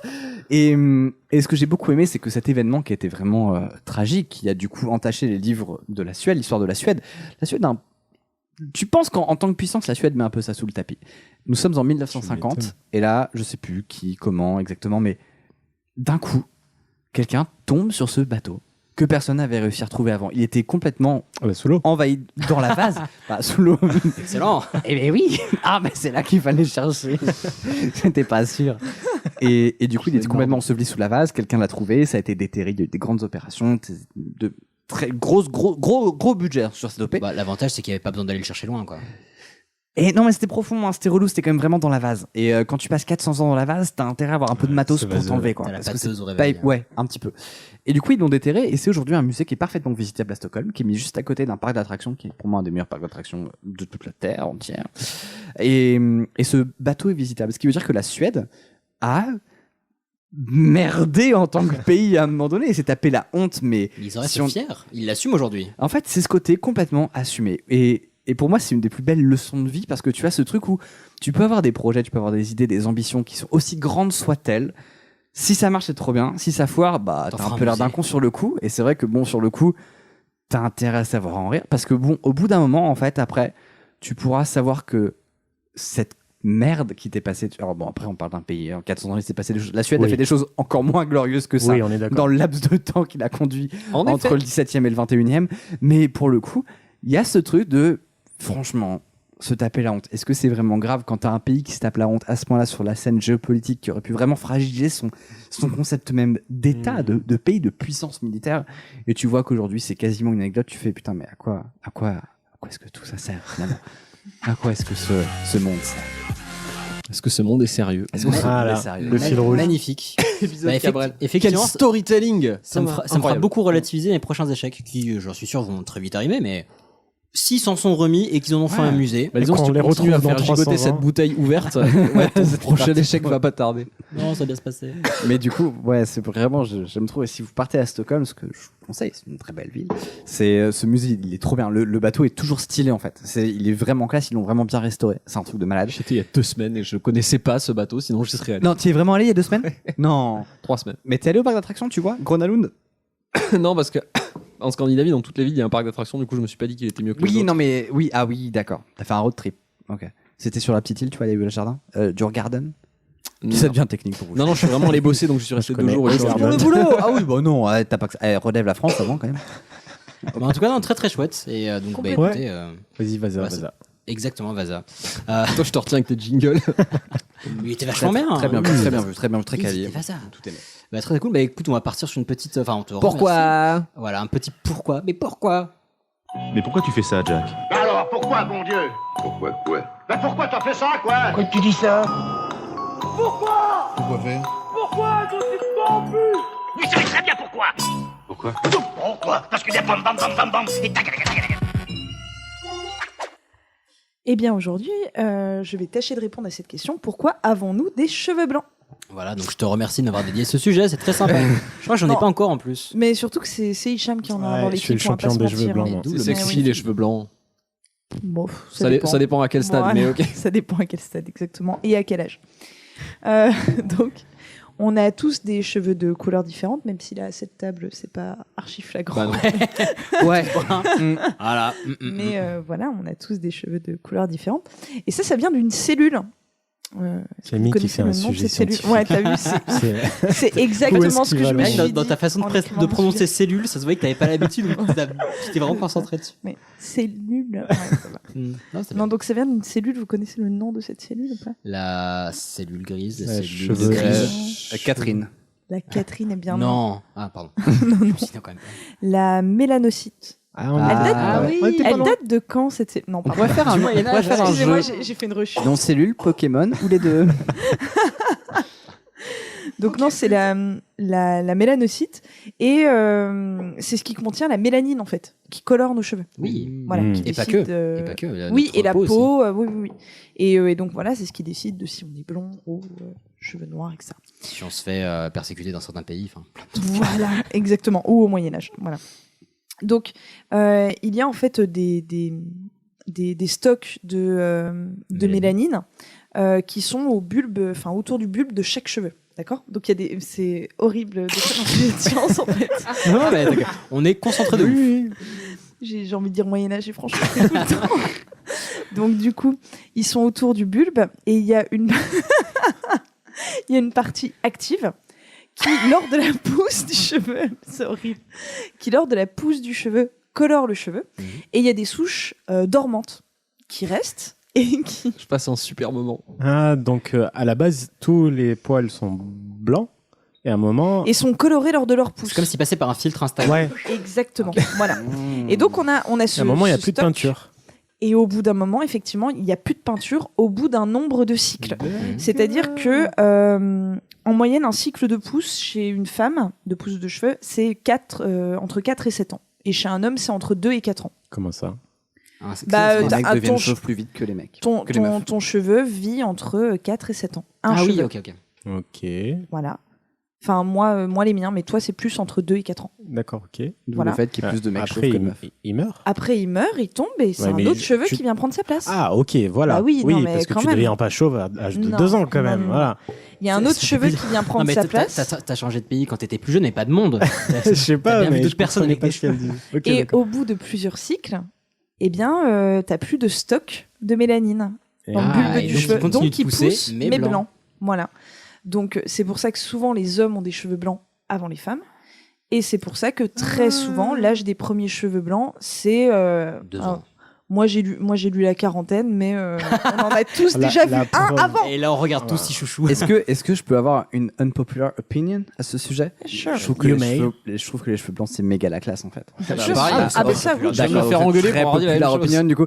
Mais non, je trouve que justement, c'est très bizarre ce truc-là sur les cheveux blancs. Je comprends pas comment on a ce truc de j'ai un cheveu blanc, mais c'est tellement classe. C'est le culte de la jeunesse. Il y a des gens qui le portent Ouais. bien aussi, le côté poivre et sel, Ah, machin. mais il y a Et quand des t'as mecs, le juste poivre et un sel, cheveu c'est blanc, magnifique, hein. genre on dirait une moustache de chat, tu sais. Mais grave. Oui. Moi, je connais pas beaucoup de gens qui portent mal le cheveu blanc. J'ai vu très peu de gens, même des gens qui ont globalement un peu plus que notre âge ou pas. Enfin, moi, je pense que mon père a gagné en élégance depuis qu'il a des cheveux blancs, tu vois. C'est fou. Je connais plusieurs d'accord, personnes je qui ont connais une ton père anomalie et, génétique. Ah, Donc, bah oui, t'as les franchement, cheveux, d'accord. beau gosse. une anomalie génétique qui fait que t'as les cheveux blancs, en fait, que tu sécrètes pas de mélanine. Et je trouve ça extrêmement stylé, en fait. Les gens qui ont 20 ans et qui ont les cheveux blancs, Ouais. mais intégralement blancs. Oui. Il y a un côté X-Men vraiment que je Mais trouve plutôt stylé. Alors, est-ce que du coup, c'est pas grâce à ça? Peut-être qu'avant, culturellement, c'était moins le cas. Peut-être qu'avant, il y avait ce côté un peu bah, genre, sorcière, c'était un signe de direct. vieillesse. Clac. Ouais, peut-être. Et maintenant, ça fait genre, waouh, ok, X-Men. Mais du coup, enfin, une fois, j'avais un poil roux au niveau de la barbe. Cette Il va anecdote nous a l'air le trop bien, ressortir. vas-y. Ça, c'est autre chose. Il va nous le ressortir son poil roux. ça y est. Mais j'ai ça pas- veut dire que il était quoi? T'as eu un souci de mélanine, je sais pas. Là, j'ai pas, enfin, je connais pas l'explication, mais il y en a une spécifique pour la barbe, Pour la barbe, des mecs ouais. qui sont bruns et qui ont la barbe. Non mais là vois ma j'avais barbe littéralement. Tu vois ma barbe? Non mais j'avais littéralement un Je suis poil. roux de la barbe. Ouais. J'avais un poil roux. Mais parce que t'étais un poil roux, voilà. Et genre, il se voyait à des kilomètres. Oui, son poil il y en roux. a un qui m'a dit ouais. bonjour, il m'a Ouais. dit alors on parle de ton poil roux. Mais je te jure. Et ben, je te salon de propose de faire un l'agriculture, sujet en plus. dessus la prochaine fois. Voilà. Très bien. Moi, je te propose de changer de pote, tout simplement. Surtout, c'est clair. Alors, Kelly, Et, t'avais des précisions à apporter. Ouais, tout à fait. Est-ce que vous savez comment ça s'appelle le fait d'avoir des cheveux blancs? La vieillesse. La George Clooney. Non, mais vous savez, par exemple, le fait de perdre ses cheveux, on appelle ça de la La calvitie. calvitie. Ouais. Mais comment est-ce que vous savez quel Eh nom bien, on utilise sache pour que les je cheveux l'ai Blanchisserie. La calvitie. La calzone. La canicie. Cannes ici. La canicie. Ça, on dirait des supporters de foot. C'est Cannes ici. Ouais. Merci, je savais pas comment la formuler, mais bien joué. Bah pas comme ça, tu vois, typiquement. D'accord, ok. Et donc voilà, en fait, l'arrivée des cheveux blancs, c'est lié à nos cycles de mélanine. Alors après, on peut se demander, oui, mais pourquoi Hicham, dès le CM2, il a eu des cheveux blancs, etc.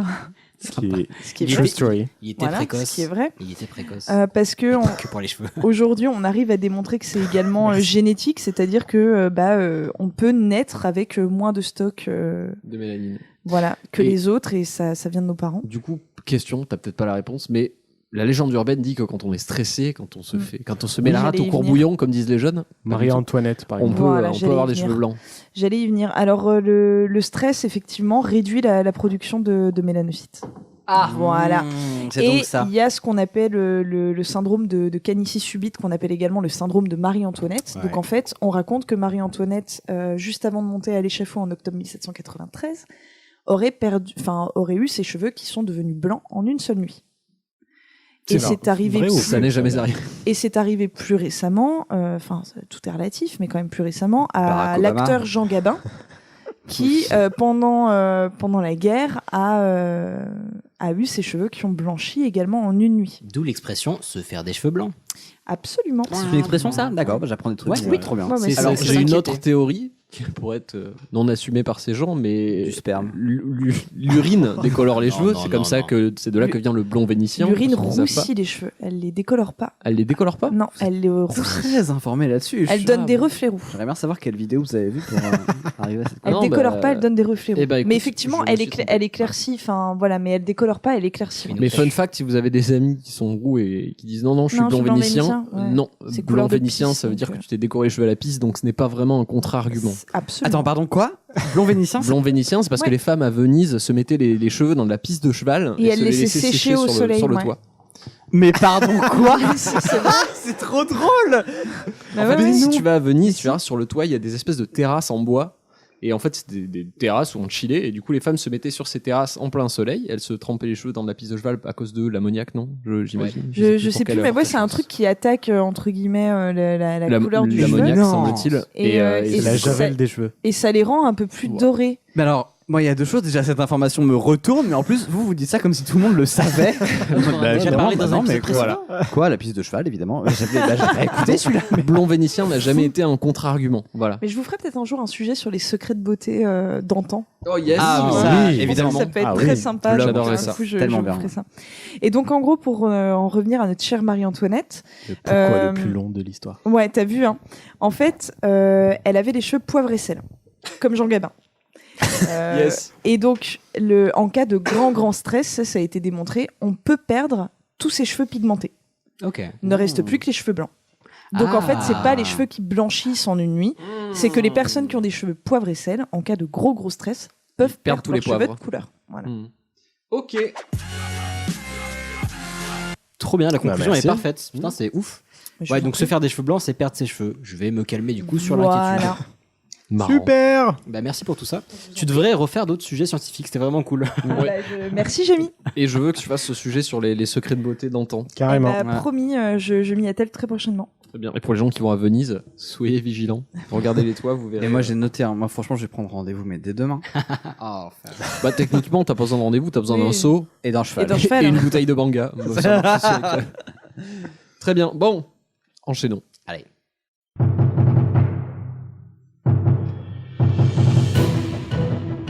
Alors, je vais vous parler un petit peu des ninjas. Nique le jingle. Oui, bah, j'ai pas fait de jingle, je préfère mettre une musique. Est-ce que vous savez déjà ce que c'est le terme traditionnel pour dire ninja? Janine, mais vu qu'ils sont mis au verlan. Mais non. Fais un effort. Eh bien, je ne sais pas du tout. Bushido. Non. Ah, non, attends, mais il y a Shinobi. quelque chose. Non. Shinobi, très Ah bien. oui. Bien joué, en effet. Possédait la Mega Drive en 2004. Comme ça qu'on a tous fait connaissance avec les ninjas, je pense, la première fois. Et ça signifie littéralement se faufiler. Donc ça nous dit déjà peut-être espagnol ce que aussi, foutaient ou... les ninjas. Non, bah pas vraiment, on est plus sur du Jap. Et d'ailleurs, les ninjas sont Jap, mais leur racine est chinoise. Pourquoi? Parce qu'ils ont un stock de mélanine. Et non. Non, alors quelqu'un a parlé de Bushido. C'était moi. C'était toi. Est-ce que tu sais ce que c'est que le Bushido? Ou est-ce que tu as dit ça parce que tu connais 2 mots qui sonnent vaguement japonais et c'était ça ou menu B12? Honnêtement, c'était à peu près ça. D'accord. Non, mais je savais qu'il y avait une histoire un peu d'ordre, un peu pas militaire, mais un peu milicien. Pas mal. Mais voilà, je connais pas l'origine. Ouais, on s'en rapproche. En fait, le Bushido, c'est en gros, c'est le respect des samouraïs dans le combat. Vous savez, faire un V1 en mode je vais pas passer par derrière et te piquer la nuque. Tu vois, on va se mettre face à face, on va régler nos bails. Face à face. J'ai jamais compris ça, moi. Je comprends pas à quel moment. Enfin, en fait, quand ta vie est en jeu, tu vas faire. Non, mais l'honneur. Non, mais il y a pas d'honneur. Juste, tu veux rentrer chez toi vivant, mais défonce-le dans la nuque, on s'en fout, quoi. Voilà. Et ben, ça, le Bushido, c'était le principe de respecter son adversaire et d'essayer de régler ça, pas à l'amiable, mais au moins face à face. Et ça, c'était plutôt japonais. Or, les ninjas, qui étaient également japonais, ils étaient plutôt à l'école chinoise. Si je vous parle d'un bouquin chinois assez connu et très vieux. L'art de la guerre. Putain, mais l'art de la guerre de Sun Tzu qui a été écrit. Excusez-moi, mais quand même. Avec une plume. Dans le avec passé. une plume de canard vers le 4e, 5e siècle. Oui, c'est ça, à peu de choses près. Dans ces eaux-là. Et dans ce bouquin, on vous dit qu'on gagne en étant le plus malin, pas en étant le plus honorable. Je résume pas, c'est quand même un gros bouquin, mais intéressant si vous l'avez jamais lu. Donc ça serait pour ça que les ninjas sont plus des filous que les samouraïs. Des sagouins japonais. Dans le chapitre 13 de l'art de la guerre, on vous dit que tous les moyens sont bons pour perturber l'ennemi et le rendre parano, espionnage, sabotage, déguisement. C'était le quotidien de nos amis ninjas. Oui, comment ça s'appelait ce truc? C'était la Naruto, guerre... ouais. La quoi? Naruto. Ok, ouais. Non, il y avait c'est une formulation, c'est la guerre sans s'affronter ou un truc comme ça. Je sais plus ce que c'est l'expression exacte. Je l'ai app. C'est horrible. Je sais plus. J'ai vu ça en philo une fois. Bah écoute, bonne anecdote, mais. Il s'appelait comment ton professeur de philo? Monsieur Guyader. Eh ben voilà. On le salue. On lui demandera. Bonjour. Lycée de Kirichen. Bonjour. Représente. Mais il y avait aussi des manuels. Désolé, je tousse. Il y avait des manuels shinobi qui étaient souvent basés sur la philosophie donc militaire chinoise et qui ont été écrits vers 17e, 18e siècle, notamment le Bansen Shukai, qui est assez connu, on peut encore le trouver aujourd'hui si ça vous intéresse. Full de junior, 4€. Oui, je suis sûr qu'il existe en version poche. Et l'art des ninjas, on appelle ça comment d'après vous? Ninja art? Non. Ça doit être un street artiste quelconque. C'est pas le shinobi? Non, c'est le ninjutsu. Ah oui, j'étais pas loin. Voilà, on y était. Mais c'est pas un art martial en fait, c'est vraiment un art de la guerre, une manière de vivre globale qui se passait de père en fils et à l'intérieur des clans. Alors je vais vous raconter des petites histoires de ninja, à commencer par la première histoire de ninja. Potentiellement. Alors je tiens à rappeler que toutes ces histoires ne sont absolument pas vérifiables. Pourquoi? Parce que les ninjas vivaient dans l'art du secret. Ils avaient leur petit truc. Et du coup, il n'y a jamais eu d'écrit. Toutes les histoires, il y en a très peu. Toutes les histoires sont des histoires de bouche à oreille. Donc il y a beaucoup d'exagération, et ça fait partie du mythe du ninja. On va en parler. C'est du bullshit à oreille. Techniquement, le premier ninja aurait été le prince Yamato, qui a pour le coup vraiment existé. Et il avait une petite technique, c'est que il s'habillait en femme pour attirer les chefs barbares, parce qu'il était en guerre avec des clans barbares. Génial. Il gagnait leur confiance, et une fois dans la tente, hop. Et donc il est considéré comme le premier ninja. J'ai suffisamment joué à Final Fantasy VII pour maintenant savoir à quoi ça correspond. Pardon. On a pas la ref, mais moi je me dis. Moi cette séquence que je trouvais complètement surréaliste, je fais, mais en fait c'était complètement une référence historique en fait. C'était très intelligent. J'en ai une autre que je trouve sympa. Avec 4 tortues? Non. Un enfant qui s'appelait Kumawaka, qu'on appelait aussi le ninja enfant. C'était un enfant de bien, oui, exactement. plutôt raccord, plutôt littéral comme peuple, les Japonais au féodal. Donc c'est un enfant de 13 ans qui était parti visiter son père qui était prisonnier chez un moine pour une raison quelconque et qui était souffrant. Son papa était souffrant et prisonnier, donc il s'est dit bon, je vais marcher très très loin pour aller le voir. Mon vieux daron. Lui apporter un petit peu de concoyote à l'école. Un peu de concoyote, exactement. Et avant qu'il ne puisse arriver, son père décéda. Malheureusement, parce qu'il était malade. Et les moines... Hicham, tu m'as fait plaisir, là. Et les moines ne voulèrent pas le laisser rentrer. Donc, à 13 ans, le gamin, le Bushido, il en a rien à foutre. Il fait « Je jure vengeance, je vais tous vous niquer. » Enfin, te niquer, parce qu'il y avait qu'un seul moine, techniquement.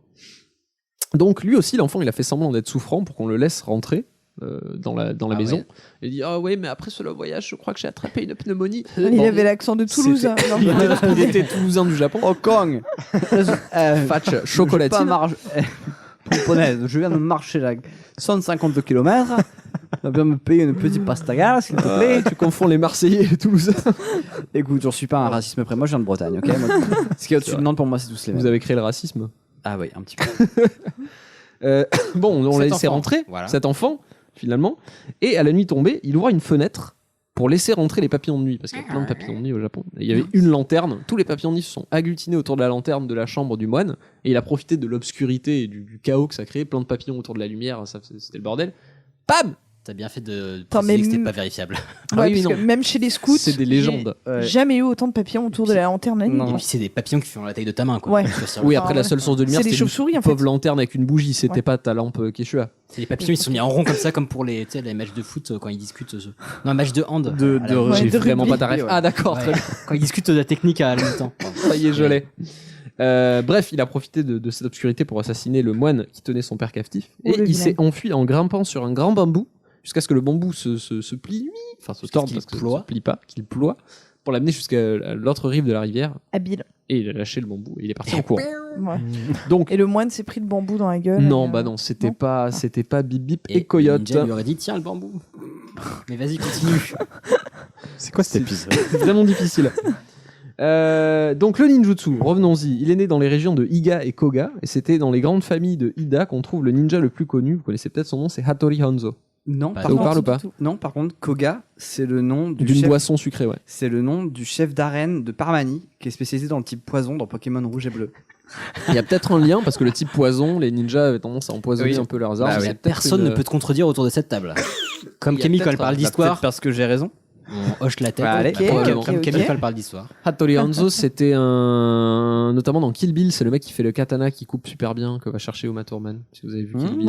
Oui. Okay. En fait, c'est un personnage qui est référencé dans pas mal de choses. C'était le ninja le plus connu. Okay. Et donc, dans cette région, le principe, c'est qu'au lieu de faire de l'agriculture comme tout le monde, on produisait des mercenaires, en fait. Voilà, on entraînait tout le monde à être des mercenaires. Ça change des navets, quoi. Ça change des navets. Ça coûte plus cher. Ça va être sympa à la vie là-bas. Mais il y a moins de glyphosate. Aucun rapport.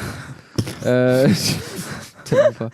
Et donc les ninjas, ils étaient pas loyaux. Le principe, c'est qu'ils offraient leur service aux plus offrants, donc encore une fois, à l'opposé du Bushido. Donc leur point fort, c'était la discrétion et l'infiltration. Et j'ai encore une histoire non vérifiable. J'en ai beaucoup. Une histoire qui raconte qu'un ninja avait été embauché par un daimyo, c'était le nom des seigneurs féodaux. Dont le château était en état de siège. Donc le ninja a réussi il s'était dans le château quand il l'a embauché, il a réussi à sortir du château, à aller dans le camp ennemi, à aller piquer leur drapeau, à remonter dans le château, à le foutre sur le balcon, et donc quand ils se sont réveillés le matin, ils ont vu leur drapeau sur le balcon, et ça a niqué le moral des troupes complètement. On s'est fait bouiller de cette manière-là. Et ça leur a permis de récupérer leur château, ça a vraiment démoralisé tout le monde. Il aurait pu tuer le chef ennemi aussi, mais le drapeau c'est bien. Ça aurait été plus compliqué de se barrer après que juste piquer un drapeau. J'en ai une autre, mais je vais pas vous la raconter parce que c'est long et c'est chiant. Donc, les seigneurs, les fameux daimyo, ils avaient très très peur des ninjas parce que c'est vachement pratique de pouvoir embaucher un ninja pour aller niquer quelqu'un qui t'a embêté. Mais le truc, c'est qu'on peut aussi en embaucher un pour te niquer toi. Ouais, c'est donc, le Hitman japonais. Un petit peu. Et ça a créé une espèce de grosse paranoïa qui fait que les daimyo à l'époque, ils passaient assez peu de temps au château parce qu'ils savaient que si quelqu'un voulait les assassiner, bah, ils les enverraient au château, logiquement. Logique. Et du coup, ils allaient souvent vivre ailleurs. Et ils installaient même dans les chambres des planchers qu'on appelait des planchers rossignols. C'était des planchers en bois. Ils chantent quand tu marches dessus. On ne pouvait pas marcher dessus sans que ça fasse de bruit. Ça faisait toujours oui. Aujourd'hui, quand t'as ça chez toi, c'est chiant. À l'époque, c'était un moyen de défense en fait contre les ninjas. Ouais, enfin, quand chez toi, c'est pas juste chiant, c'est un moyen de défense de la part de tes parents, de ton proprio, par rapport à pour savoir quand est-ce que t'es rentré. Ouais. Oh putain, c'est vrai, on a tous eu cette situation ou pas? Moi, il n'y avait pas de parquet chez moi, il y avait du carrelage, j'ai jamais eu ce problème. Moi, j'ai jamais eu non plus. Bourgeois. Moi, j'ai jamais eu de ce problème. Non, moi, j'ai eu ce problème-là. Moi, j'ai les escaliers qui grincent dès que tu fais 3 pas. Grave. Ah, mais la Bretagne, c'est humide en plus. Impossible d'aller sur l'ordi pendant que tes parents dormaient. Ah bah. Quel malheur. Et t'as allumé le modem? Non, 56K, peut-être pas encore. Bah si. Oh, merde, en pleine nuit. Ouais, bah, ça c'était dur ça. Bref, les ninjas avaient donc un côté surnaturel dans l'imaginaire collectif, parce que le peuple avait peur d'eux. Donc petit à petit, ils ont inventé des pouvoirs un peu ninja, et ça les arrangeait bien les ninjas, donc ils en ont joué à fond, ils ont commencé à tourner un peu leur tactique de manière à soutenir une thèse surnaturelle. Genre vous avez déjà vu les fumigènes de Batman, les trucs comme ça. Ouais. Le but c'était de faire croire qu'ils avaient des pouvoirs surnaturels en fait, pour que les gens aient encore plus peur d'eux. Parmi les gens, il y aurait des ninjas qui étaient immenses, qui volaient, qui étaient invisibles ou qui passaient à travers les murs. Et donc le matériel qu'ils utilisaient, la tunique, vous voyez tout ce que c'est tout noir, avec une cagoule, voilà, pas exactement un pyjama, mais par contre ils avaient quand même des espèces de sandales slash tongs, avec les orteils, vous savez, Oui, comme les tortues ninja. comme les chaussettes de l'époque. Ou les chaussettes de l'époque. Les premières chaussettes. Pertinent. Ils avaient au niveau armes, ils avaient des épées assez courtes qu'on appelait ninjato. Ils avaient des shukos, c'était les poings américains en fait de l'époque. Ils avaient aussi des griffes de tigre. Je sais pas si vous en avez déjà vu. C'est comme des gants avec des griffes vers le bas qui permettent soit de mettre un coup de latte et de faire très mal, soit de grimper aux arbres. Ah putain, c'est super malin. Et c'est plutôt pratique. En fait, ça marche que sur les arbres. Il vient de faire le geste, mais je vous le décris. C'est comme si vous aviez un gant avec à l'intérieur de la paume. Avec des griffes de tigre. Oui, mais à l'intérieur de la paume, pas à l'extérieur. Oui, c'est vrai. Ce qui fait du coup, si vous faites un câlin à un arbre, les griffes s'accrochent à l'arbre et vous pouvez grimper dessus. Ouais, j'ai jamais testé. Je sais pas C'est si une très concrètement belle ça fonctionne parce que description. tu tombes, tu te pètes le poignet, tout simplement. Ouais. Ou ton gant reste accroché. Ou ton gant reste accroché, c'est possible. Je sais pas peu. trop comment c'était fixé. Bon, ils avaient des shurikens, vous voyez ce que c'est? Oui, les étoiles ninja, Oui. des couteaux de lancer et les grappins. Ça, c'est pas une légende pour le coup. Ils avaient vraiment des grappins avec les cordes pour grimper sur les remparts des châteaux justement et se faufiler, sachant que quand tu balances un grappin sur un truc, ça fait énormément de bruit. Oui. Donc, je sais pas comment, Oui, mais des trucs en tuile. ils se débrouillaient. Potentiellement, oui. Potentiellement. Je suis pas architecte en château. Enfin, quand tu regardes. Enfin, mais même en pierre. Après, dans c'est les brillant, films, c'était en l'architecture, tuile. oui, voilà. Non, et puis. J'imagine. Oui. Et le dernier, quand même, mon préféré, c'est qu'ils avaient des bambous tubas. Ils avaient des tiges Oui, de bambou c'est pour vrai, rester oui. cachés Génial, dans l'eau. ouais. Parce qu'en Exactement, fait, les gens allaient chier à la rivière et du coup, ils se planquaient dans l'eau, ils attendaient que le mec aille chier et clac Oh il le non. maravait depuis le trône, donc une mort pas super honorable. Ouais, et puis surtout, tu dois avaler des choses. Non, mais du coup, quand tu vas chier, tu regardes s'il y a des bambous, quoi. Genre, ah non, là, je suis pas chaud, là. Donc, ce qui a popularisé les ninjas chez nous, parce que c'était même secret au Japon, donc comment c'est arrivé jusqu'à chez nous, c'est un Shaolin film... Soccer. Non, non, c'était bien avant. C'était un film de James Bond qui s'appelle On ne vit que deux fois, qui est sorti en 1967, dans lequel il y avait un ninja. Et Première occurrence populaire? première grosse occurrence populaire. Il y avait eu des petits trucs à droite à gauche, notamment dans des BD importés, des choses comme ça. Surtout Mais là, en Occident. Surtout, oui, oui, bien sûr. Mais non, mais vraiment, enfin là on parle de l'Occident parce qu'au Japon Oui. ils étaient déjà au courant que ça avait existé. Et à partir de là, donc, on a eu des films avec des ninjas, des jeux vidéo de ninjas, etc. Il y a même eu des écoles de ninjutsu qui se sont montées un peu partout, ce qui ne veut pas dire grand chose en soi. Des émissions télé, Ninja Warrior. Oh, ça c'est bien plus Ça a tardif. Pas grand chose en rapport. Non, ouais. Il faut À des part le fait cabris qu'ils escaladent des trucs. Habiles, ouais. Mais des vrais ninjas qui ont appris le ninjutsu de bouche à oreille, il en reste qu'un. Il s'appelle Jinichi Kawakami. Aujourd'hui, il a un boulot qui n'a rien à voir, mais il est gardien honorifique du musée des ninjas. FC Ninja. Pardon, c'est quoi ce métier? Je veux trop faire ça? Bah, il faut être ninja de père en fils, et comme c'est le dernier, bah, t'es grillé. Ah, bah Pourquoi, si, mais y a pourquoi t'es grillé? Parce qu'il avait un apprenti, mais lui et son apprenti, ils ont décidé de plus prendre de disciples et de laisser la voie du ninja s'éteindre parce que pour eux, elle a plus de raison d'être dans ce monde. Et on se dit que faire c'est des meurtres, c'est pas cool, quoi. Enfin, bah, c'est ça, c'est ce qu'ils se sont dit, c'est qu'on se dit que c'est Ouais, triste, il y a mais la en Russie fait, qui fait tout ça. c'est juste une manière de moins d'assassiner les gens qui ne sera plus transmise de père en fils. très belle conclusion. Bah, ils ont oui. raison, finalement, voilà. Ouais. Désolé pour avoir toussé à peu près toutes les 30 secondes. Non, mais Ah c'est bon, justement, ça ponctuait le sujet. Entendu, Mais essaye de rester en vie, surtout. Ah non, ça va, ça va. Ça permettait Je aux me ninjas porte de bien. se déplacer à chaque tour. Je t'ai pas dit, mais derrière toi! Bah, très très chouette. Bah, du coup, je verrai ça différent, mais ça m'a donné envie de regarder des films avec des ninjas maintenant. Mais... Tu as l'embarras du choix. Ah, bah Batman Ninja, justement. Vous Batman l'avez vu ou pas? Ninja, oui. Ah ouais Ninja. Ouais, Absolument. sur Netflix. Ah oui, ça me dit quelque chose. C'est ok. un animé qui est canon. Le début est trop bien, genre ça te met vraiment comme si Batman était un ninja.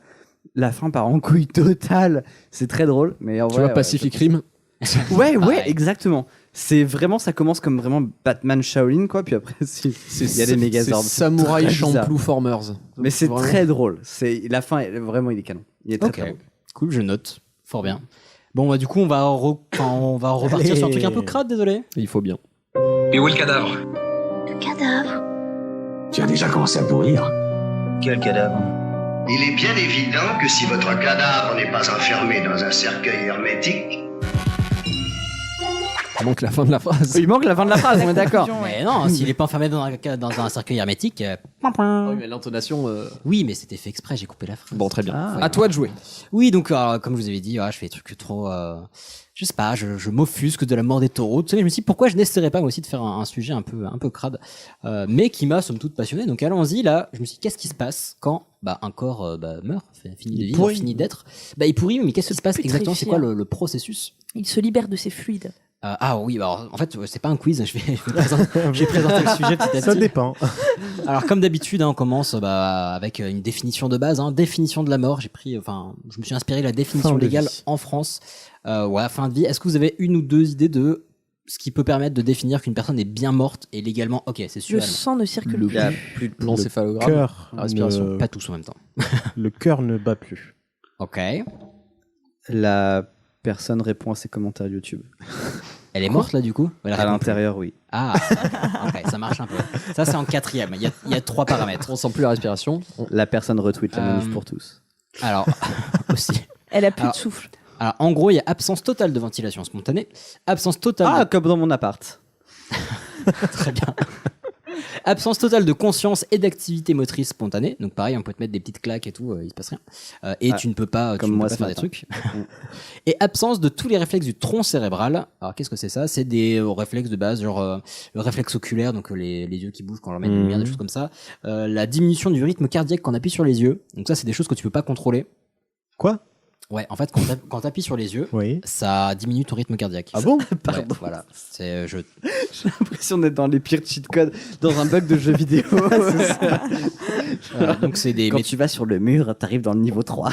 Quand t'appuies sur tes yeux, ton cœur il se réactive. Mais ça fait effectivement partie des cheats qui sont parfois utilisés pour j'allais dire tromper non, c'est pas encéphalogramme, mais les tests de rythme cardiaque. Mais bon, voilà, c'est une information. Normalement, ça, tu peux pas cheater dessus. Donc, si on t'appuie sur les yeux, ton rythme cardiaque doit baisser. Donc ça, c'est un réflexe du tronc Ça me cérébral. rappelle mais, un épisode de Game of Thrones. Oui, ouais. Oh non. Donc voilà, ça c'est la définition légale de la mort. Une fois que ça c'est vérifié, la personne est morte. On peut aussi mourir de plein de trucs différents, de détachement de la tête, de carbonisation du tronc supérieur. Mais pour ma part, pour ce sujet, je vais prendre on va dire une configuration assez simple. Donc une mort somme toute simple, dans un endroit simple avec des paramètres simples. C'est pas mort dans le désert, habillé avec. trop longtemps. Voilà. On va faire un truc classique. Alors pourquoi c'est intéressant de savoir comment le corps évolue une fois qu'il est mort? C'est utile notamment pour la police scientifique ou la médecine légale. Donc si on sait comment le corps évolue et par quel stade il passe et pendant combien de temps, on peut estimer la date du décès une fois qu'on voit le corps, donc c'est plutôt pratique. Et si on connaît la date du décès plus la mécanique de décomposition du corps, on peut faire des hypothèses sur les causes ou conditions du décès. Donc si on connaît la date du décès, l'évolution normale d'un corps, on peut savoir ce qui a altéré potentiellement ce truc-là. Voilà. Donc maintenant, je vais parler des toutes premières heures suivant le décès. Donc je vous encourage à éloigner les oreilles sensibles s'il y en a, parce que c'est pas ultra gore, mais c'est pas super classe non plus. Donc les premières heures, globalement vous êtes mort de, mettons, un arrêt cardiaque, comme malheureusement ça peut arriver. On va prendre un cas de mort dans une cuisine, dans une région tempérée, voilà, une cuisine. En période de canicule ou en décembre? Non, une cuisine où il fait une vingtaine de degrés. Vous verrez, ça a son importance. Donc qu'est-ce qui se passe au début? Il y a arrêt de circulation du sang, de l'oxygénation et de l'évacuation des toxines. 3 paramètres importants. Donc le sang ne circule plus, l'air non plus, et il y a 3 signes extérieurs de mort qu'on va pouvoir constater. Donc la température, la rigidité cadavérique et la lividité. Donc je vais commencer par la lividité. Est-ce que vous savez ce que c'est? C'est quand on perd la couleur. Ouais, c'est exactement ça. La couleur du sang sous la peau, en fait. C'est ça. Quand t'es tellement blanc que tu commences à donner pour Combini. C'est même plus blanc que ça parce que c'est pas forcément blanc, ça peut tourner jaune-gris, non? Au gris verdâtre. Le jaune, c'est pour une autre raison. Donc le cœur, en gros, arrête son rôle de pompe. Donc le sang arrêtant de faire les montagnes russes dans le corps, il se retrouve soumis aux lois de la gravité. Donc imaginons ce corps qui va être allongé dans la cuisine, allongé par terre par la force des choses. Il n'a pas fait un somme là-dedans. Donc par la force des choses, il se retrouve là. Donc le sang va être soumis à la gravité, donc il va se concentrer, il va quitter les zones supérieures du corps, celles qui sont vers la surface, et il va se concentrer vers le bas. Donc si la personne est sur le dos, le sang va se concentrer sur le dos. Donc la partie supérieure va se décolorer et la partie inférieure va devenir violacée parce que tout le sang va se concentrer là-dedans. Okay. Donc ça fait un joli coucher de soleil inversé. Si tu secoues un cadavre sans t'arrêter quand il meurt, il change pas de couleur. Ouais, mais dans les premières heures, tu verras. Ouais. Ça c'est vraiment les premières. Et après, effectivement, si faut le retourner régulièrement pour qu'il garde la même couleur, mais c'est trop compliqué. Après la lividité, on a la rigidité. Pourquoi on ferait ça? Surtout. Je sais pas. Après, donc, on a la rigidité cadavérique. Ça, on connaît, c'est facile. C'est rigide. C'est tout raide. Exactement. Donc ça, c'est à partir de 3-4 heures après le décès. Donc en fait, c'est dû à quoi? C'est la liaison entre 2 protéines qui créent cette rigidité cadavérique. Ces 2 protéines, c'est la myosine et l'actine. Donc en fait, c'est elles qui sont en fait, elle crée un lien entre elles grâce à un dérivé du calcium, et en créant ce lien et en se liant et en se déliant, ça crée les contractions musculaires. D'accord. Donc quand le corps fonctionne normalement, il y a des afflux de protéines et d'ions, et ça fait que ça se lie, ça se délie, ça fait les contractions musculaires. Vu que là ça tourne plus, elle se lie et elle reste liée. Donc du coup contraction musculaire. En fait, c'est comme si ça emprisonnait le muscle dans une cage, et voilà. Donc ça arrive au bout de 3-4 heures. Ça l'intensité maximale est au bout d'une dizaine d'heures, et ça peut durer jusqu'à 4 jours. Ça part généralement de la nuque et de la mâchoire, et après ça descend vers le bas du corps. Et j'expliquerai après pourquoi ça s'arrête. Mais ça, par exemple, on peut voir que si un corps présente encore une rigidité cadavérique, ça veut dire qu'il est assez frais, entre guillemets. Vraisemblablement, il est mort depuis moins de 4 jours. Par contre, ce qui est intéressant aussi, c'est que s'il a été déplacé pendant cette période, la rigidité cadavérique peut s'arrêter et reprendre par la suite. Donc, c'est important de savoir s'il a été déplacé ou pas. Parce que ça fait bouger les muscles par la force des choses, donc ça casse les liaisons. Et... J'essaie vraiment de savoir à quel moment ces infos vont me servir dans ma vie, et ça m'inquiète. Eh ben, écoute, quand je préparais mon sujet dans le métro et à d'autres endroits, j'avais peur que les gens regardent, parce que je cherchais des trucs sur décomposition du corps. Je me suis dit, si quelqu'un me regarde... Comment déplacer un corps? Je vais me faire poucave aux flics. Mais non, ça s'est bien passé jusque-là. Enfin, en tout cas, j'ai pas encore reçu de convocation, donc ma foi, continue comme ça. Je viens de te dénoncer à l'instant. Ah, shit. Sur Snap. Le troisième paramètre, c'est la chute de la température. Logique, le corps fonctionne plus, il se passe pas 1000 trucs à l'intérieur, donc ça refroidit. Exactement. C'est pas exactement. Donc la température de base du corps, c'est aux environs de 37 degrés. Et donc une fois que le corps cesse son activité, donc sa température va rejoindre la température ambiante. C'est pour ça que j'ai fixé la température de la cuisine à 20 degrés. Parce que s'il fait 45 degrés, voilà, si tu ton meurs corps, dans le désert, tu prends la température de ce qui est autour, quoi. D'accord. Okay. Alors que ton corps, qu'il fasse chaud ou qu'il fasse froid, son but c'est de réguler sa température à peu près à niveau. Ok. Voilà. Donc une fois que suite à la mort, en fait, il y a 3 phases. Il y a une phase de température stable où ça reste à peu près autour de 37. Une phase de forte baisse de température, et après une légère baisse de température jusqu'à rejoindre la température ambiante. Donc on dit parfois qu'on perd 1 degré par heure. C'est une mauvaise approximation. En fait, il y a toute une formule complexe qui résume ces 3 phases, et qui a un paramètre, une variable. Et en fait, cette variable permet de considérer tous les paramètres extérieurs. Donc la température, température extérieure, c'est autre chose, mais savoir si le corps était nu, s'il était habillé, si c'était des habits épais, si les habits étaient mouillés. Tout ça, ça va influencer ta courbe de descente de température. Et en fait, quand tu as tous ces paramètres, tu peux estimer si, ok, le corps est à telle température, la salle est à telle température, il est habillé et les habits sont mouillés. Ok, je peux savoir qu'il est mort depuis entre 5 et 10 heures, par exemple. Voilà. Ils ont du boulot, du coup, des enquêteurs. Ouais, mais c'est super complexe. Et d'ailleurs, j'ai regardé quelques infos sur les, on va dire, des sites officiels de police scientifique, etc. Il y a des conseils qui ont un peu fait froid dans le dos. Il y avait une information qui est somme toute logique, qui est que la température de la peau évolue plus vite que celle de l'intérieur du corps. C'est un peu le principe de cuisson d'un steak, quoi. C'est somme toute logique. Métaphore pas obligatoire. Voilà. Mais ce qui est intéressant, c'est que c'est un des paramètres les plus efficaces pour estimer la date d'un décès récent. C'est de l'ordre de l'heure, parce que si c'est au-dessus de 4 jours, c'est mort. Mais c'est une des plus efficaces. Je viens de la voir à l'instant. Elle vient d'arriver. Je n'avais pas.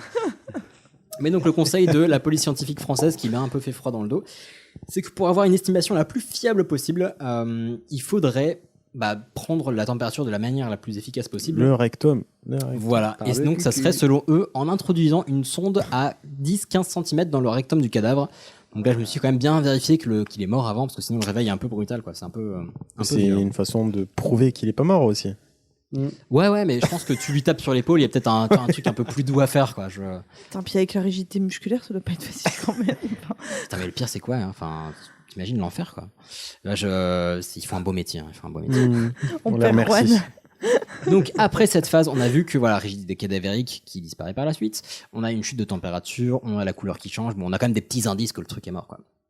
Après, qu'est-ce qui se passe? Camille, tu me posais la question sur c'est quoi la différence entre putréfaction et décomposition? Tout à fait. Et d'après ce que j'ai pu trouver, c'est la même chose. Voilà, ils sont synonymes. Mais pourquoi dans Faites entrer l'accusé, ils n'utilisent pas le même mot tout le temps? Alors, c'est peut-être pour varier, parce que sinon c'est triste. Après, j'avais aussi une théorie qui est que, il y a 2 phases, et on va commencer par la première, et en fait, c'est la décomposition au sens propre du terme.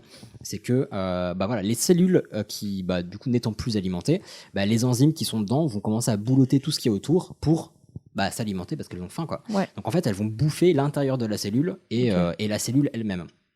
Donc les cellules vont se désagréger petit à petit, et c'est notamment ça qui va mettre fin à la rigidité cadavérique, parce que les enzymes vont bouffer les liaisons entre les protéines et les protéines elles-mêmes, et donc vu qu'il n'y a plus les protéines qui enferment les muscles, bah plus de rigidité quoi. Mais bon, plus de rigidité, plus grand chose non plus, parce qu'en fait les enzymes vont bouffer tout ce qui est autour, et on pourra même voir apparaître des cloques avec du liquide dedans, parce que ça sera toutes les cellules qui vont exploser. Ouais, là on va arriver au truc plutôt cool quoi. Avec les enzymes qui vont bouffer plus ou moins tout ce qu'elles ont apporté. On va aussi avoir la dégradation du sang avec l'hémoglobine qui va se faire bouffer. Elle va se faire, on va dire, bouffer pour devenir autre chose. Et c'est ça qui va faire que le sang peut devenir un peu verdâtre. Et donc on peut avoir ce qu'on appelle une marbrure sur le corps. Donc le corps est un peu grisâtre et le sang est verdâtre et ça fait c'est plutôt joli mais un peu glaucose. Ouais. C'est un peu particulier. C'est l'histoire de la vie. Donc là, une fois que les enzymes ont commencé à faire leur festin, là c'est un peu le début du Battle Royale. Tu as parlé de gaz ou pas? Juste. Mais mon Dieu, on y arrive, c'est parfait. Après les enzymes, ça. Parce que moi, je suis là pour l'épée. Hein. Non, parce que j'ai envie de comprendre. C'est dégueulasse. Donc là, tu vois, les enzymes, c'est des toutes petites bêtes, donc qui bouffent les cellules. Et après, les enzymes, en fait, c'est les bactéries qui s'y mettent. Et là, pour moi, c'est la trahison ultime parce que les bactéries, elles viennent d'où? De Bretagne. Ouais. On est un peu fiers de ça. Ce sont des bactéries endogènes. Donc, c'est-à-dire que c'est des bactéries qui viennent du corps. De l'Italie? Gène, non? Non, c'est les bactéries issues de la flore intestinale en fait. On a plein de bactéries dans les intestins. Les salopes. Ouais. Et dire que des fois je fais des trucs pour entretenir ma flore intestinale. Exactement, mais du coup c'est pour ça que pour moi c'est trahison. Charbon actif. C'est pour ça que pour moi c'est trahison, genre tiens mange des yaourts, ça fait du bien à la flore intestinale. Et quand tu crèves, c'est ces trucs là qui commencent à te bouffer quoi. Ça doit être le stress des examens. Franchement, c'est bien normal, tu vois, tu les héberges, c'est normal qu'elles fassent le ménage après. Enfin, moi je trouve ça oui, il y a logique. Il y a je l'ai pas gardé, il y a un proverbe persan qui dit genre les amis font le ménage balayent dans ta maison et les ennemis font je sais plus quoi. Là j'étais en mode genre attends mais là la maison c'est toi et tu cherches proverbe persan et ami balaye maison. Puis vraiment tu réexpliques avec une histoire ce que tu venais d'expliquer très clairement juste avant. Mais donc ces bactéries elles vont commencer à bouffer tout ce qui se passe, tout ce qui part autour à partir du temps du bide et des intestins. C'est là que justement des bactéries qui bouffent, ça relâche des gaz, en toute logique, parce qu'elles consomment quelque chose, il y a une réaction chimique tout à fait logique. Évidemment. C'est donc ces gaz qui vont gonfler l'abdomen. C'est du prout de bactéries? Ouais, c'est exactement ça. C'est aussi notre sueur, c'est ça? Notre sueur, si elle sent pas bon, c'est que c'est les bactéries qui sentent pas bon, qui ont fait des petits pets. Et je crois que c'est aussi pour ça qu'on pue de la gueule le matin. Mais bon, c'est une autre question. À force de décomposition, en fait, ces gaz et liquides, ils vont gonfler le bide et se relâcher très amplement.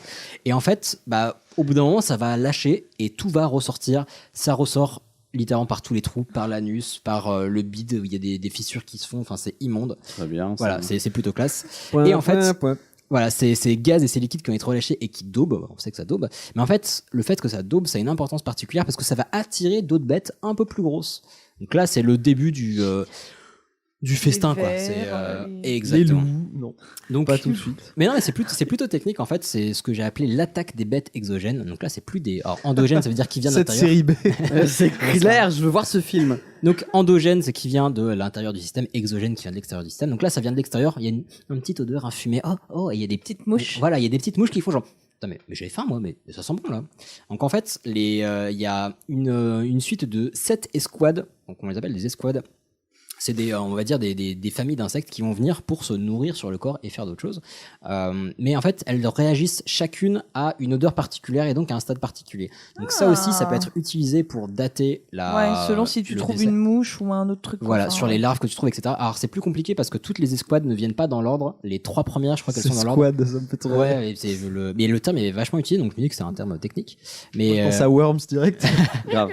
Pareil. Donc effectivement, le début c'est quoi? C'est le corps commence à exploser dans tous les sens, les gaz se relâchent, etc. Les mouches arrivent, elles font chouette un corps. Elles commencent à pondre des œufs et les œufs deviennent larves sous 2 semaines et là c'est le début du sbeu dégueulasse. Il peut y avoir des centaines et des centaines de larves qui se mettent à bouffer le corps. Les larves redeviennent quelque chose de plus gros après, qui bouffe encore d'autres tissus. Enfin, je crois que c'est maintenant qu'on fait le disclaimer. Attention, cet épisode est un petit peu dégueulasse. Ouais. mais bon, c'est assez ouf. Et donc sur les 7 escouades, en fait, moi j'ai différencié 3 types particuliers. Donc il y a les bêtes qui vont se nourrir du corps. Genre je vous passe les 7 escouades parce qu'en fait, on s'en fout. Ouais. Mais il y a des mouches, il y a des coléoptères, il y a plein de choses. Ouais. Donc il y a les bêtes qui vont se nourrir du corps. Donc c'est typiquement les premières mouches qui arrivent. Par exemple, elles vont pondre des œufs. Les larves vont se nourrir dans le corps et elles vont. Après, suivant les larves, il y en a qui vont se nourrir de la chair, des tissus, des cheveux, des poils. Donc il peut se passer plein de trucs. Par exemple, les cheveux et les poils, c'est plutôt vers la fin. Et la peau aussi, si je dis pas de bêtises. Au début, elle commence par nos entrailles. Ah, ça va, vous allez bien. C'est laquelle gras. Exactement, oui. Les restes de cancoyote, c'est Et où? oui. Ah bah oui, bien sûr. C'est dans l'intestin, les gars. Ça a été pété par les enzymes, de quoi tu Mais parles. en vrai, ouais, c'est tout ce gras Mais qui va ouais. les attirer. Il y a des bêtes qui vont aussi se nourrir d'autres bêtes. Donc quand je parlais des coléoptères, bah en fait, c'est le cycle de la vie. T'as le corps qui attire des larves et des mouches, et il y a des autres bêtes qui se disent genre, oh mais là il y a des larves et des mouches, mais j'aime bien moi, les larves et les mouches. Hop, et du coup ils y vont. Et aussi, ou des oiseaux qui veulent bouffer pas forcément un corps, mais qui veulent quand même bien bouffer les larves de mouches. Et des loups, du coup. Ouais. Et il y a aussi, aussi. Et il y a aussi des bêtes qui vont simplement utiliser le corps comme refuge. Elles ont besoin d'un endroit chaud pour faire pousser leurs œufs ou leur machin. Elles vont pas le bouffer, mais c'est juste de leur faire un coin au chaud pour gérer leur bail. Mais pour l'hiver, c'est vachement bien. Ça faut penser Ouais. à l'écosystème un peu quand même. Exactement. Et ce qui est rigolo, c'est que, enfin rigolo, pas plus que ça, mais il y a des expériences qui ont été faites, des expériences scientifiques où il y a des mecs qui ont pris genre une quinzaine, trentaine, centaine de corps, qui les ont mis dans la nature pour voir en fait comment ils se décomposaient, ce qui se Ça avait passait. fait une cabane au bout d'une semaine. Non, mais en fait, ils ont été obligés de mettre des cages en acier par-dessus, enfin des cages en métal quoi par-dessus, pour éviter que des vautours ou des bêtes sauvages viennent les bouffer en fait. Hakuna Matata. Non, il y a d'autres expériences qui ont été faites où ils ont lâché des cadavres de poussins dans des champs, ils les ont disséminés et ils sont passés genre. Et ça fait des nuggets.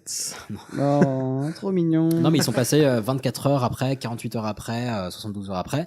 Et en fait, il y a, je crois, plus de 90% des cadavres qui disparaissent, mais parce qu'ils sont récupérés par la faune locale. Pas par la flore, j'espère, sinon c'est des putains de plantes. Mais voilà, par la faune Les locale. trucs de Jumanji, quoi. Ouais, Ça fait un engrais très fonctionnel. Voilà, donc alors, on met des coups de genoux dans les pieds. Oui. Toutes ces petites bêtes, elles vont boulotter le corps petit à petit jusqu'à ce que il y ait plus de chair, il y ait plus de peau, il y ait plus de poils, il y ait plus de cheveux, donc il reste le squelette et même le squelette des années après. Alors, encore une fois, suivant les conditions, parce que suivant la chaleur, la température, etc. Excuse-moi, mais tout ça, le mec, ça lui arrive dans sa cuisine? Ouais, parce que personne l'a trouvé. C'est pas de chance. Et puis en plus, C'est mal isolé quand même. Ouais, plutôt mal isolé, surtout pour le vautour, j'ai pas compris. Alors, non, c'est le double filtrage, il est un peu pété quand même. C'est très bien isolé pour que les mouches puissent passer, mais par contre, l'odeur ne sort pas, donc personne ne l'a détecté. Ou les voisins. Et si j'ai dit cuisine, sont gentils. Si j'ai dit cuisine, c'est parce que le corps, s'il meurt dans la nature, il peut faire des dégâts. Donc j'ai dit voilà, tu es né poussière, tu redeviens poussière. Donc ça, c'est pas moi qui ai dit ça, c'était quelqu'un. Dieu, quelqu'un de plus barbu que moi. Toi N+1. Ouais. Mais donc même une fois qu'il reste un squelette, en fait il y a d'autres bêtes qui vont pouvoir encore l'exploser, le bouffer jusqu'à ce que ça ne devienne plus que de la poussière. Et cette poussière peut être très bénéfique pour faire pousser des choses, etc. Mais en fait, ça, c'est uniquement à la fin. C'est-à-dire que pendant la 3e phase de décomposition du corps, celle où il y a plein de bêtes, où il y a plein de liquide qui sort, qui est dégueulasse, ça bute toute la végétation autour, quoi. C'est ultra toxique, c'est ultra chargé en plein de substances ultra denses. T'es en train de dire que tuer quelqu'un et l'abandonner dans la forêt, c'est pas écolo? Alors pas dans un premier temps. Dans un premier temps, il y a des rejets de sulfure et d'autres choses comme ça, où là c'est l'enfer. Et une fois que ça s'est passé, tout a cramé autour. Et après seulement, par contre, ça devient un terreau ultra fertile et la nature reprend ses droits. Donc c'est quand même assez beau. Et après, si tu tues quelqu'un dans la forêt, tu le pends à un arbre, comme ça réduit la zone d'impact. Ah bah non, ça coule quand même. Ouais, mais ça coule sur une moins grande oui, mais zone que si le corps était parti. une bassine. Il faut qu'il meure debout, quoi. Biodégradable. Ouais, mais pareil, parce que la bassine, ça va cacher la lumière à l'herbe qui est dessous, donc ça va quand même être mauvais pour le terreau. Oui, c'est vrai. Mais bon, voilà, du coup, il se passe quand même des choses. Donc, tous ces paramètres sont importants pour. En fait, voilà, quand on va trouver un corps, on va se demander, ok, est-ce qu'il a encore l'air vivant? Parce que s'il est éventré de partout avec des vers de partout, on sait que clairement, ça fait. Il est mort. Ouais, surtout que ça fait plusieurs mois qu'il est là. Plusieurs mois. S'il est encore plus ou moins entier et qu'il y a une certaine coloration, on peut regarder s'il y a une rigidité cadavérique. On peut se demander à quelle température il est. Et enfin, s'il y a des bêtes, en fait, on va regarder quelles bêtes il y a sur le corps, mais aussi quelles bêtes il y a autour pour voir celles qui étaient venues avant et savoir à quel stade de décomposition il en est. Je pense à l'enquêteur qui fait ah putain, il y a des vautours. Et je crois que ça s'appelle, c'est pas l'entomologie ou un truc comme ça, la science d'étude des insectes pour faire de la. L'entomologie, ouais. Garde forestier. Non, mais du coup, j'ai énormément de respect pour toute la police scientifique parce que c'est ultra technique en fait. Il y a de la chimie, il y a de la biologie, c'est un truc vraiment assez ouf. Donc ça a l'air trop intéressant. Sachant que là, on parle juste d'estimer depuis quand une personne est morte. Ouais, alors là, on parle d'estimer depuis quand elle est morte, mais justement, pour finir, quand on sait comment évolue le corps dans des conditions normales, quand on sait dans quelle température est la pièce, etc., en fait, on peut aussi estimer les conditions de sa mort. Alors, c'est aussi des choses qui peuvent compliquer l'estimation, mais par exemple, si... suivant la courbe de température, on peut estimer si la personne avait de la fièvre avant ou non, si elle est morte d'une infection, parce que si elle est morte d'une infection dit fièvre, c'est Dr House qui l'a dit. Donc si elle avait de la fièvre, elle n'était pas à 37 degrés, mais potentiellement à 38, 39, 40. Si elle avait pris des médicaments, des antibiotiques, ça va dérégler sa flore intestinale, et donc le cycle de décomposition va être différent. Si ses constantes sont anormales et que sa température de base n'est pas 37 degrés mais 36 ou 38, voilà, toutes ces formules vont exploser. Si t'as pris un petit Activia, ça se voit, tu vois, ça se voit à l'intérieur. Et charbon actif, pareil. Mais mine de rien, j'ai vu une anecdote d'une personne qui avait pris trop de somnifères, je crois, et qui du coup avait son sang qui devenait vert. Et en fait, tout ça, le fait de savoir les effets de tous ces éléments, ça permet de mieux comprendre à la fois quand est morte la personne, comment elle est morte, dans quelles conditions, et voilà, d'essayer de faire de la lumière sur ce qui s'est passé. Et voilà. Dégueu, mais passionnant. C'est de ma sextape. J'avais vu une conférence sur toute la suite des enquêteurs, c'est-à-dire pas d'estimer la mort, mais ensuite comment ils trouvaient donc les causes de la mort, etc. C'était hyper intéressant, mais c'est très compliqué, donc je vais pas. Ah mais ça a l'air ouf, et autant je pense que j'adore le cheminement scientifique et intellectuel qu'ils font. Par contre, ça m'aurait fait chier de bosser avec des cadavres. Le plus chiant de ça, c'est les lois en fait, selon les pays, qui font que t'as pas le droit de toucher cette partie du corps ou de faire ci ou de faire ça parce que les lois sont différentes dans chaque pays. J'ai pas toujours envie, je t'avoue, mettre un thermomètre de 20 cm. Non, mais ça t'as le droit nulle part, je crois. Mais non, c'est vraiment passionnant. Et puis, il y a des sites qui sont vraiment très cool et des instances officielles qui partagent des infos pour vulgariser là-dessus. Donc, je trouve ça plutôt chouette.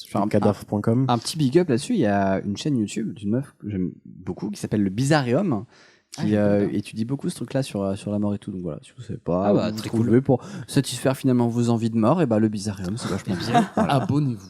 Voilà. Et si vous êtes curieux et curieuse, je pourrais vous partager des vidéos où on voit des cadavres qui pissent le sang par terre. Non, c'est des expériences scientifiques. Donc décapités très souvent en Syrie, dans la cuisine. Cadavres. Non, mais c'est les processus à 40 degrés. Les moments où il y a les asticots, etc. Et tu vois que vraiment le corps est recouvert. Et moi, ça m'a retourné. Ça sera pas pour moi, merci. Ouais, mais bon, moi je les enverrai en privé pour celles et ceux qui sont intéressés. Mais c'est ça m'a dégoûté. Ceux qui veulent une vidéo de torrent aussi.